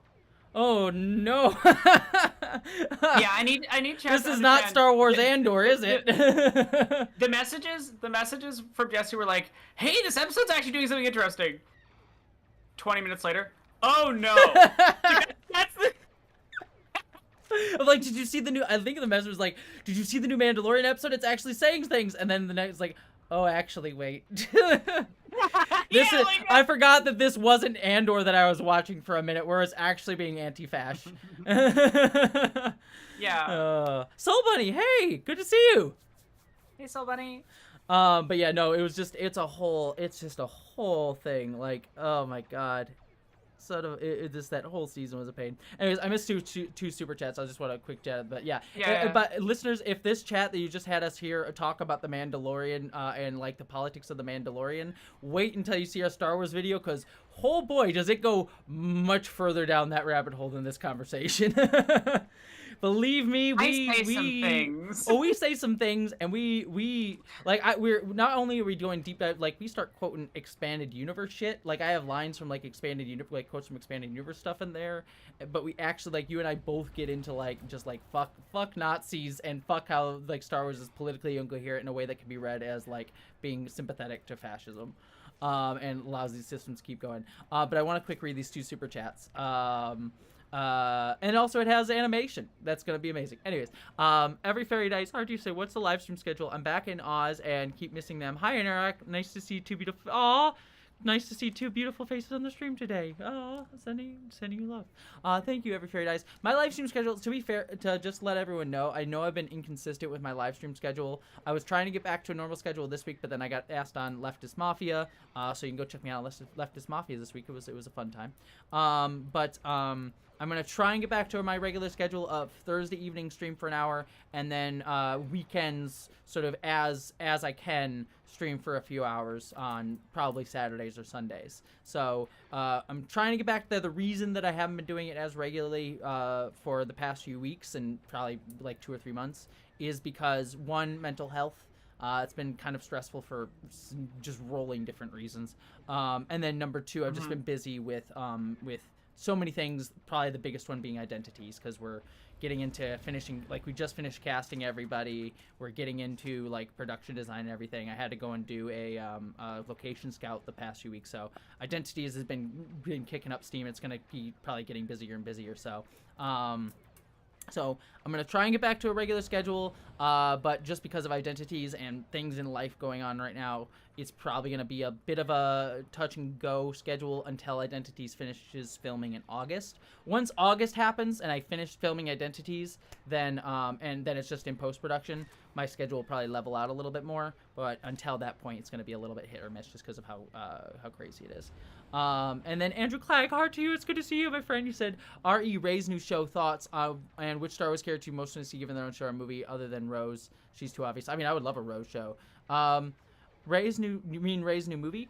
I had a tweet about the Ray film. If they're doing a Ray movie, I don't expect them to do this, but what I would really love them to do is her wrestling with like what it seemed Mandalorian wanted to do with Book of Boba Fett a little bit, but then didn't do any of that and didn't show any of it. What I would like to see it be about is being about her having to wrestle with the failed history of the Jedi and being like, actually, no, this is bullshit. And I shouldn't like recreate the like no attachments rule, and also wrestling with having taken the name Skywalker because like she took the name Skywalker, but in that world, that is the name of literally the guy who committed mass genocide, especially of children. So it's like her being like, I should take the Skywalker name because that's what Luke and Leia is, but it also has all this other baggage. And I'm sure there are people's like, but it's our heritage. And it's like that sort of like wrestling with the like constant cycles of like fascism and how it builds up, and like her having to like reject that and try and make something completely new. Honestly, I would like her to reject the Skywalker name completely and say, I'm just Rey and I'm not anybody, and just completely do like follow what The Last Jedi was trying to say, but didn't get to have a definitive stance on. That all being said, that is not what that movie is going to be. I bet you $10 is just going to be, let's just do the Jedi Order again. And that's because that's what Disney wants to do. They want to set up the Jedi Order so they can just sell the same recycled ideas to you over and over again. That's my take on it as of right now. So my take is mild concern, but with interest due to the director. Yeah. For context, the director is a Muslim woman who was part of the team that made Miss Marvel. Which I am interested. What I didn't like was her one quote, though. That's the quote. The quote that quote. Yeah, that's what had me nervous. That quote gives me huge pause, and Yeah. I'm like, is she saying that for real, or is she saying that because Disney told her to? Yeah. So for reference, the just so everyone knows, the reason that we're saying that the director is a Muslim woman who helped to make Miss Marvel, and what the quote was she said when they announced the movie, it was something, I forget the exact line, I'm paraphrasing, so don't quote me exact words in here, but it was something along the lines of, I always love telling heroes' journey stories, or like, so I really like heroes' journeys, and I'm like... it's basically just her saying hero journeys shit. Yeah, which I'm like, which is basically, our video is literally about how the hero's journey is ultimately a failed cycle that keeps regurgitating fascist narratives, or at least like giving credence to them. And so like, I don't want another story that sets Rey onto another hero's journey.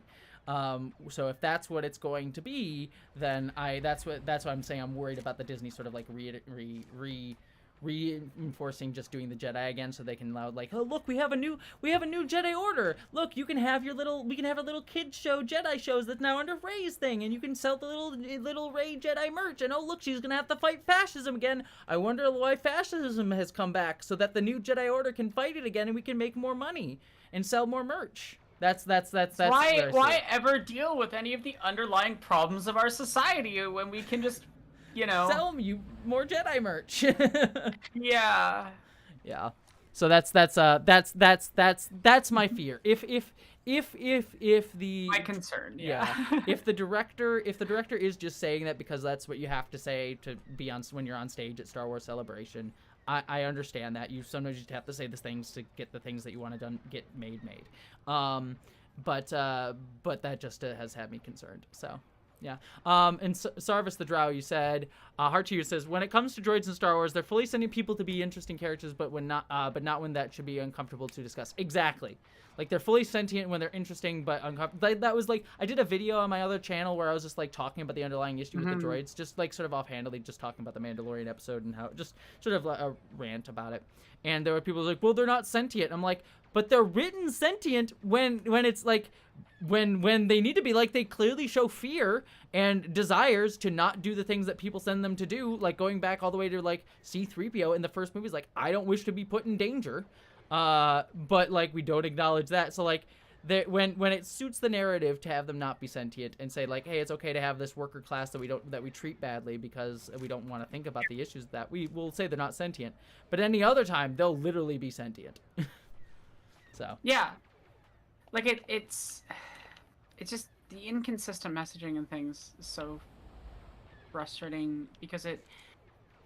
Yeah, became a rant about Star Wars. How do I talk about things without talking about? I'm trying not to touch on too many things that we cover in the video because I want that to kind of. Our thoughts are way more coherent there and way more thought out, and I'd much rather just like. Yeah, we're making basically. We'll end the conversation here, everybody on stream. If you liked this conversation that Aronach and I are having, we have a much more coherent, much more artistic video coming. That is basically this with a lot more stuff. Also, people are talking about how cute BD1 is, and BD is adorable. I will say BD is the cutest and probably the second best droid behind B2 Emo in Star Wars Andor. Yeah. BD was my favorite until BMO. Yeah. He has to like have power to lie. It's so adorable. Also, Frozen Beepus. Oh, thank you for the reference to Mel Brooks. We to Spaceballs. Gotta love it. Merchandising. Ooh, so pretty. Wow, damn, that's pretty. Sorry, I got to a pretty part of the game. Oh, good. Can't hear B2 Emo without thinking Adventure Time. I need to watch Adventure Time. Right now I'm watching Amphibia, which is a lot of fun. That's sort of my current show that I'm watching at the moment. So I haven't watched Adventure Time.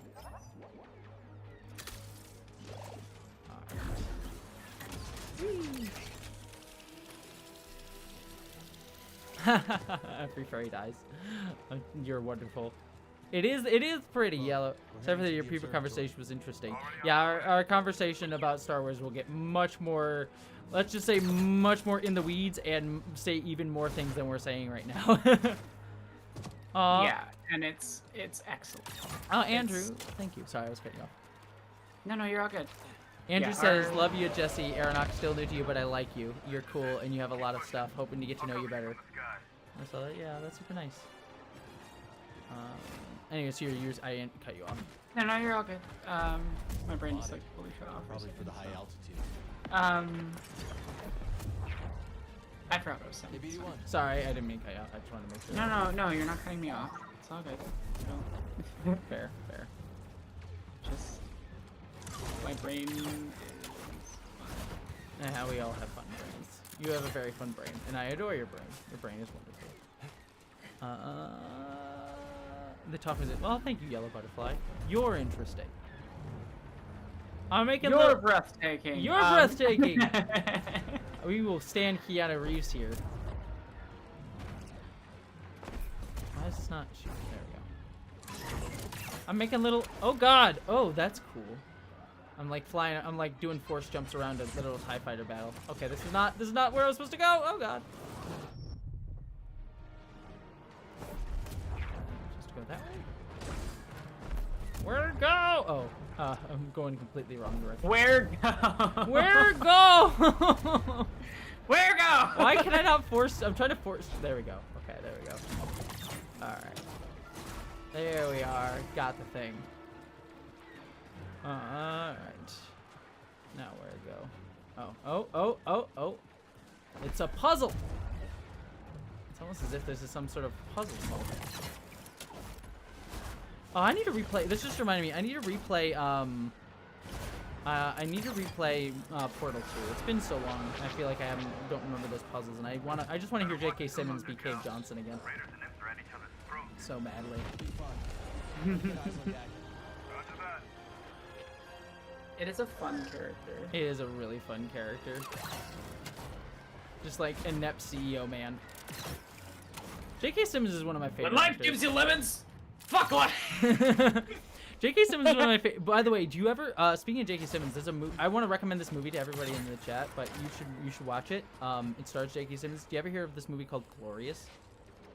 No, I haven't. It is okay. I gotta pitch this to I've gotta pitch this to you and everybody because I loved the crap out of this movie. It is a small indie film about this guy who you don't know why, but he gets trapped in a highway bathrooms, like, you know, when you like pull off the road into like the woods a little bit to like go and use the bathroom things. He gets stuck in one of those bathrooms, and a guy in the next stall to him starts talking to him.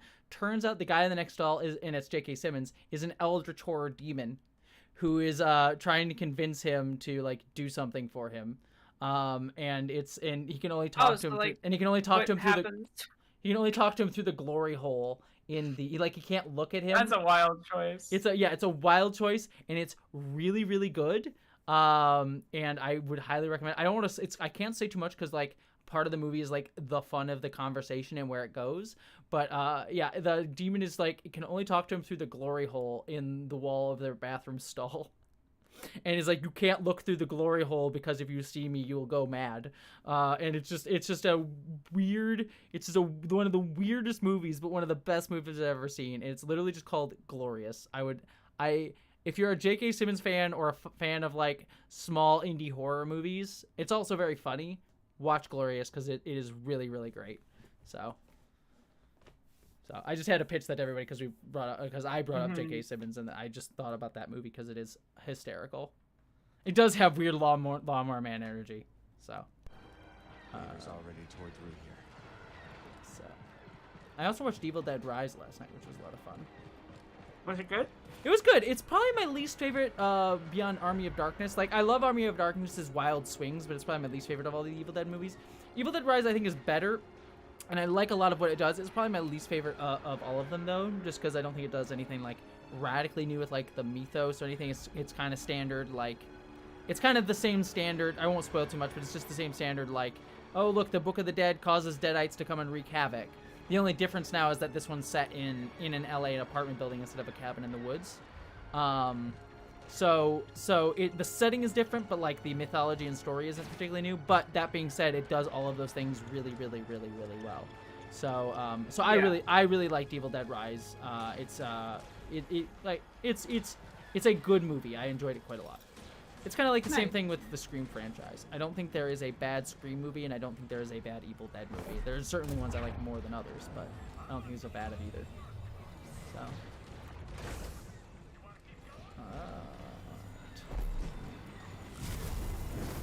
It's locked.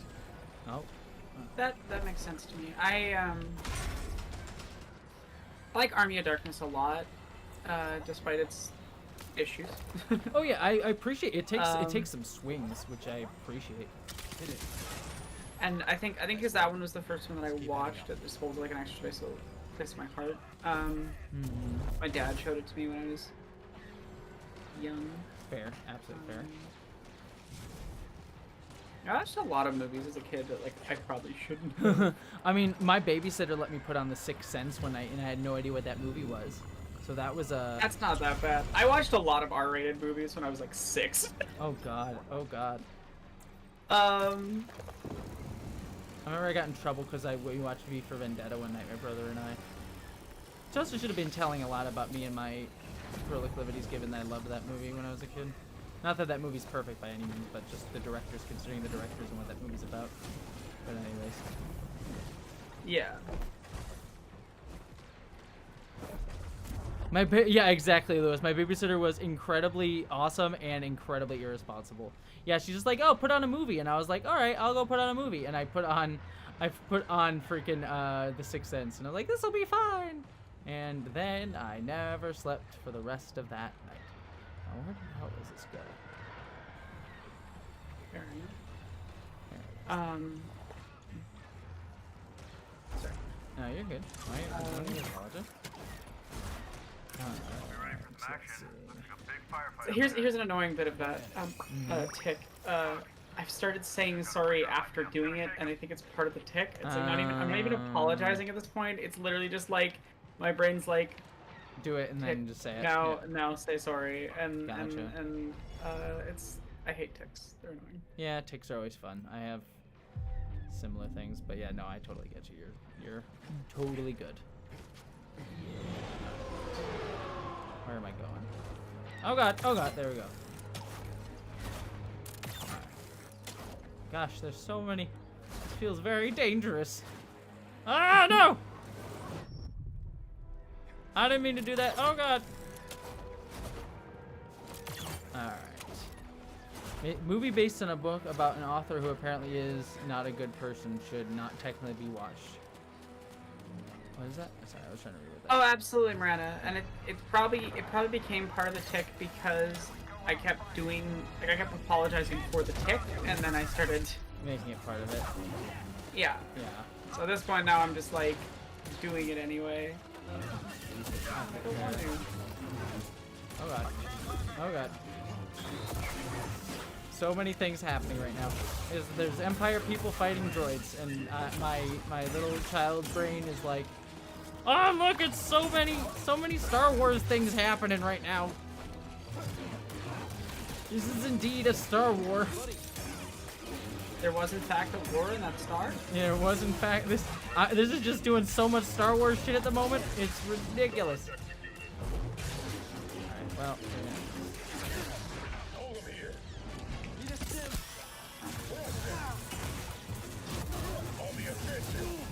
Stop with the hitting. Guys, so many phasers. Ah! I'm so curious what caused the developers of Tears of the Kingdom to make some of the decisions they made. And I mean that in a good way. Like it's fascinating what abilities they decided to implement. Like a very different style of abilities, and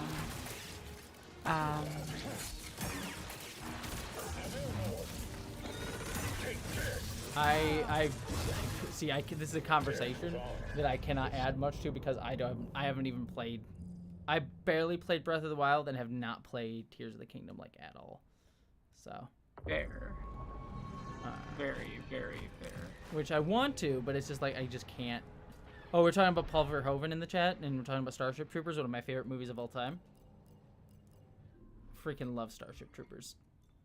Such a great anti-fascist work that people sadly I'm ready. misinterpret. By the way, if people want a good, I'll shout out.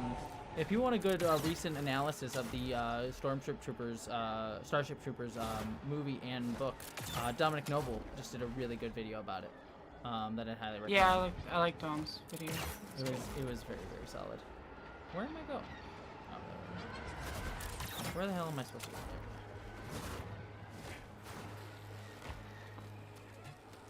Alright, now let's actually try this without dying this time. That would probably be a good move. Hey there, fascists! Boom! Right in the face. Oh. Alright, let's try and do this without sucking this time. Ooh, RoboCop and Total Recall, both of those are really good. I haven't watched Total Recall in a long time. I remember really liking that movie. I just always remember, you think this is the real Quid? It is. Like, that's one of my favorite lines from that movie.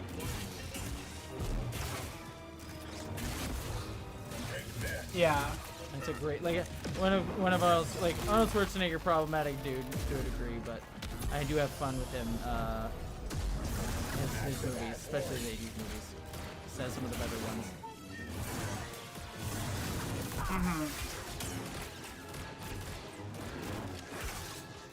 I love Verhoeven too. Oh, Verhoeven is great. Like, I also got to, what's funny is, did I ever tell you, because speaking of RoboCop, Yeah, screw it, I don't really care. Probably shouldn't tell the story, but I don't really care. But I was interning at MGM when the new RoboCop came out. And when I was there, when the movie bombed, and like the executive who was in charge, not the poor executive, like the guy executive who was in charge of that movie, like went around to everyone's tables and made them all, and like yelled at anybody who still had like RoboCop merch on their desk, because the movie bombed. And he's like, wow. Yeah, it was like really shitty. Gross. Yeah, it was absolutely gross. It was like, when this movie bombed, I want everyone to take it off their desks. How dare you have it out? I don't even mind it was big. It was like just after the opening weekend. I'm like, people work hard on that. They kind of want to share it. Just because it didn't do well at the box office doesn't mean people aren't allowed to be proud of their shit. Welcome to Hollywood Studios. Capitalism. And the egos of dudes who just like need to show off, like, oh look, our movie did great or our movie did bad, and if it doesn't, you're like, I don't really care about the art. It's all for my like ego of how much I want capitalism, and not about the actual art. Not to say that the new RoboCop movie was a good movie. Yeah. It's definitely not. It was a mess of a film, but like People that doesn't worked on make it. behaving like that okay. Yeah, exactly. Like, you don't get to be a dick just because Your movie didn't do well. yeah, a movie didn't go well. Like that's not how anything works. Same. Yeah. What an Exactly. awful thing to do. See, new RoboCop was okay for what I remember, not the original, but it was. I mean, yeah, it's like one of those. Like, it was fine. I didn't like. It wasn't like amazing, but like in the world of how bad it was, you know. You prefer the new RoboCop? Get out of here, Colin! How dare you have preferences? That's okay. No, it's totally cool. You're allowed to like it. You're like, wrong. No, I'm kidding. I Colin, mean, you're allowed to like it. You're not. you're judging. allowed to like it. We're not judging. I'm judging, but you're allowed to like it. And I'm allowed to judge you. I'm not judging you. I think the original RoboCop was way better, but you are totally cool. Let's see, what is this? I think the new one just isn't a coherent work comparatively. Oh yeah, no, not at all in my opinion. I do like it. It's not a good film, but it's a bad use of the RoboCop license. But I do find it an interesting work of art. Indeed. Like if it didn't have the RoboCop name on it, I think I'd find it work. Yeah, probably. Yeah, I could definitely. See I haven't that. watched it in like 8 years though, so. Like I said, I was my working at opinion might be MGM and I was different. the situation was just so shitty that I kind of like, I've like just never watched it again. It was just kind of an awful Yeah. situation with it. But I don't know what else I worked on when I was there. I worked on weird stuff. I quit. That was the one internship that I quit. I had 4 internships in college. Or no, 5 internships, and I only quit one, and that was the MGM one because it was absolutely awful, and I hated everything about working there. It's like I never wanted to again. I'm sorry. Oh, it was totally fine. I also learned that they had no interest in making at that time. This is definitely changed. They had no interest in making a new Stargate show, and I was like, that makes me sad. But Stargate is one of the best shows, and we need more Stargate. Like legitimately, we need more. I want more. Like I would kill for more Stargate shows, like so bad.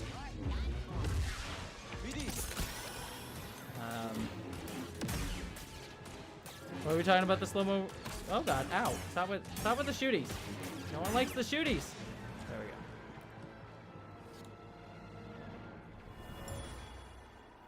What do you want Let's see. with the We're talking about Terminator 3. Ooh, things. Oh, we're doing a little torture. Doing a little Just a Sith paw? torture. Do you carry a communication device? Yes. Activate it now. So the funny thing is, I actually have a good argument for how you could do a good Terminator reboot, and frankly, all Terminator sequels are inherently a Terminator reboot. Yeah, to some kind of. degree. Yeah. I would love to hear, but also we got a super chat that is asking us a question. Oh yeah, please. I'm always looking for new movie recommendations. What Jesse Aronach, if you be so willing to divulge, is your favorite romantic film? I would say Oh god. I'd have to like think about it because the romantic film isn't my favorite genre. I would put the one that immediately comes to mind. I don't know if I would place it as this, but it's just the one that immediately comes to mind that I really like is About Time. I really, really love About Time. An early Margot Robbie role. Have you seen it? That one? So the movie is it made me cry. I remember.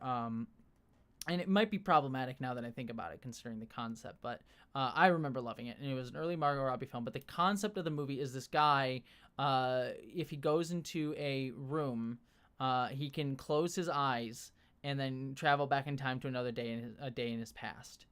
And it's about him the movie's about him like coming to learn to accept that you shouldn't do that you should just live every day like it's the only day you get to live, as opposed to like wanting to constantly go back to the past and like redo things. So it's a movie about that, and it's got some really beautiful moments within it, and also some really cool time travel ideas too. Like at one point he like goes back in time to before the birth of his first child, and then accidentally causes his first child to not be born, because the time he messed with time, and like you can't have sex at the same exact moment and get the same like kid again. So yeah, no, it's an interesting like movie about like how you need to like not be worried about like being stuck in the past, but like focus on your future. I thought it was a really, really beautiful movie. Again, it's probably problematic because there's like some elements of like him being like, oh, now I know about this girl, so I can you say the right thing now. But I think less problematically so than some movies that have done that. But still, I remember I thought it was a very sweet movie that has some like moments in it that could be actually horrifying. But do you have a favorite romantic movie? Or if you do, I'm thinking, like, I mean, there's a lot of rom-coms that I've watched with LK that I like, but like, Your attack here favorite? failed and your soldiers' lives are forfeit. God, I remember really, really liking one. It's David Tennant and one sec. Is that the Christmas one? There's like No, a it's Christmas not. one. It's not Christmas. Decoy Bride.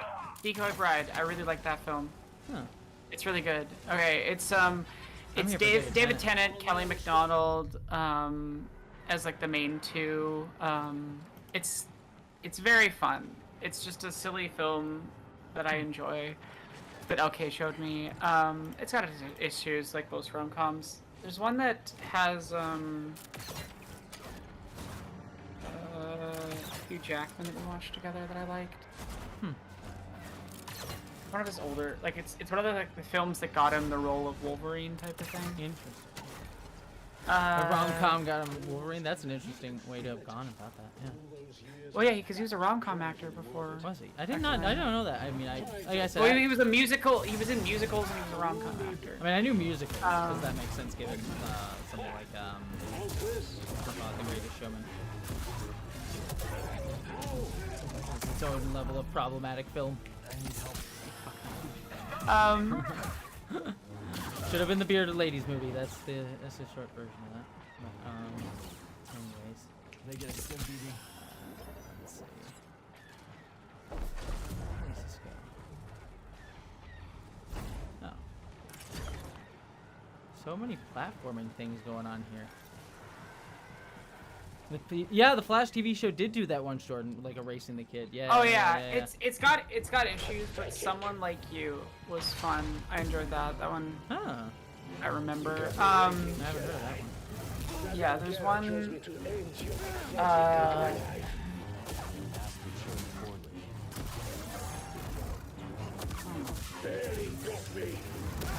to die. Fun.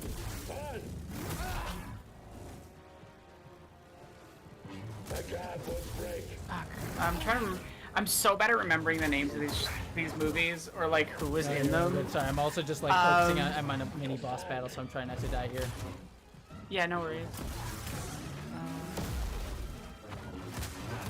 You're crowding me. I've taken damage. Like the person you need to ask is Lady Night. 'Cause I just like kind of watch whatever rom-com she recommends. We just watch them together. So Fair, absolutely fair. So that's. I mean, Guardians 3 is a romantic movie. It's a romantic found family movie. I don't know if I'd call Guardians 3 a romance. I know. But, I'm trying. I just someone mentioned in the chat, and I was just like, I would talk about Guardians 3. I mean, we've written a 15-page video on Guardians 3, so. I haven't added any of my stuff really yet. I so know. It's not gonna stay 15 pages. Yo, yeah. Because I'm I sure have a we'll lot more. to add. But I have a lot more to say about like we won't spoil Guardians. the but family stuff. I'm not gonna spoil anything. I have a lot to say about like Peter Quill as author self-insert and like what I think James Gunn is trying to say with that character here. Yeah, and I have a little bit more. I kind of want to rewatch our masculinity video, like our James Gun masculinity video, and then I'll figure what I want to add. But it'll work out perfectly because I think I have a lot to add, and that way we can just kind of split it between the stuff. Yeah, it'll feel natural to split up our segments of us being on screen. Works for me. Yeah, but yeah, we're making a Guardians 3 video. We won't spoil too much, but we have we are going to do a big video on that. That I'm actually rather proud of some of the things that I've written in the video. I was really happy about the discussion of like how the animals are about, like how the use of animals is about breaking down our assumptions of hierarchies that fascism creates. Yeah, you said some really interesting stuff there. I like that. I was rather proud of it. Well deserved proudness. Yeah. Pride isn't always a bad thing. They say pride is a sin, but I disagree. I also, everybody, might end the stream soon just because I'm getting kind of tired. I also need to eat food. Yeah, I'm gonna have to get back to work soon. So, I think I'm going to end here just because we're hitting. I think I'm getting like low on energy and I've been playing for 2 hours. So, everybody, my favorite James Gunn movie is now The Suicide Squad. I could argue with that. I honestly would put Guardians 3 at this point, but I might be recency bias. I would say if I had to pick my favorite James Gunn movie, it would be Guardians 3. Again, might be recency bias. Yeah. I need to. It might be recency bias. I need to rewatch it. But I feel like, and we talked about this, but like I really do feel that James Gunn is continuously improving as an artist, and as you should. Well, it kind of goes to see where he goes. You know, it's the thing that just to end on this note, is kind of the things we talk about in a George Lucas video, where like George Lucas got worse as an artist because he began to venerate himself as a sole arbiter of a work. And so it's like everything needs to come through me, everything needs to be through me. But James Gunn, I think, is improving as an artist because not only is he dealing with his own shit, but he's doing that by working with others and growing family and growing connections with others and recognizing that like art is a collaborative effort, as is like being a human being is a collaborative effort that requires empathy.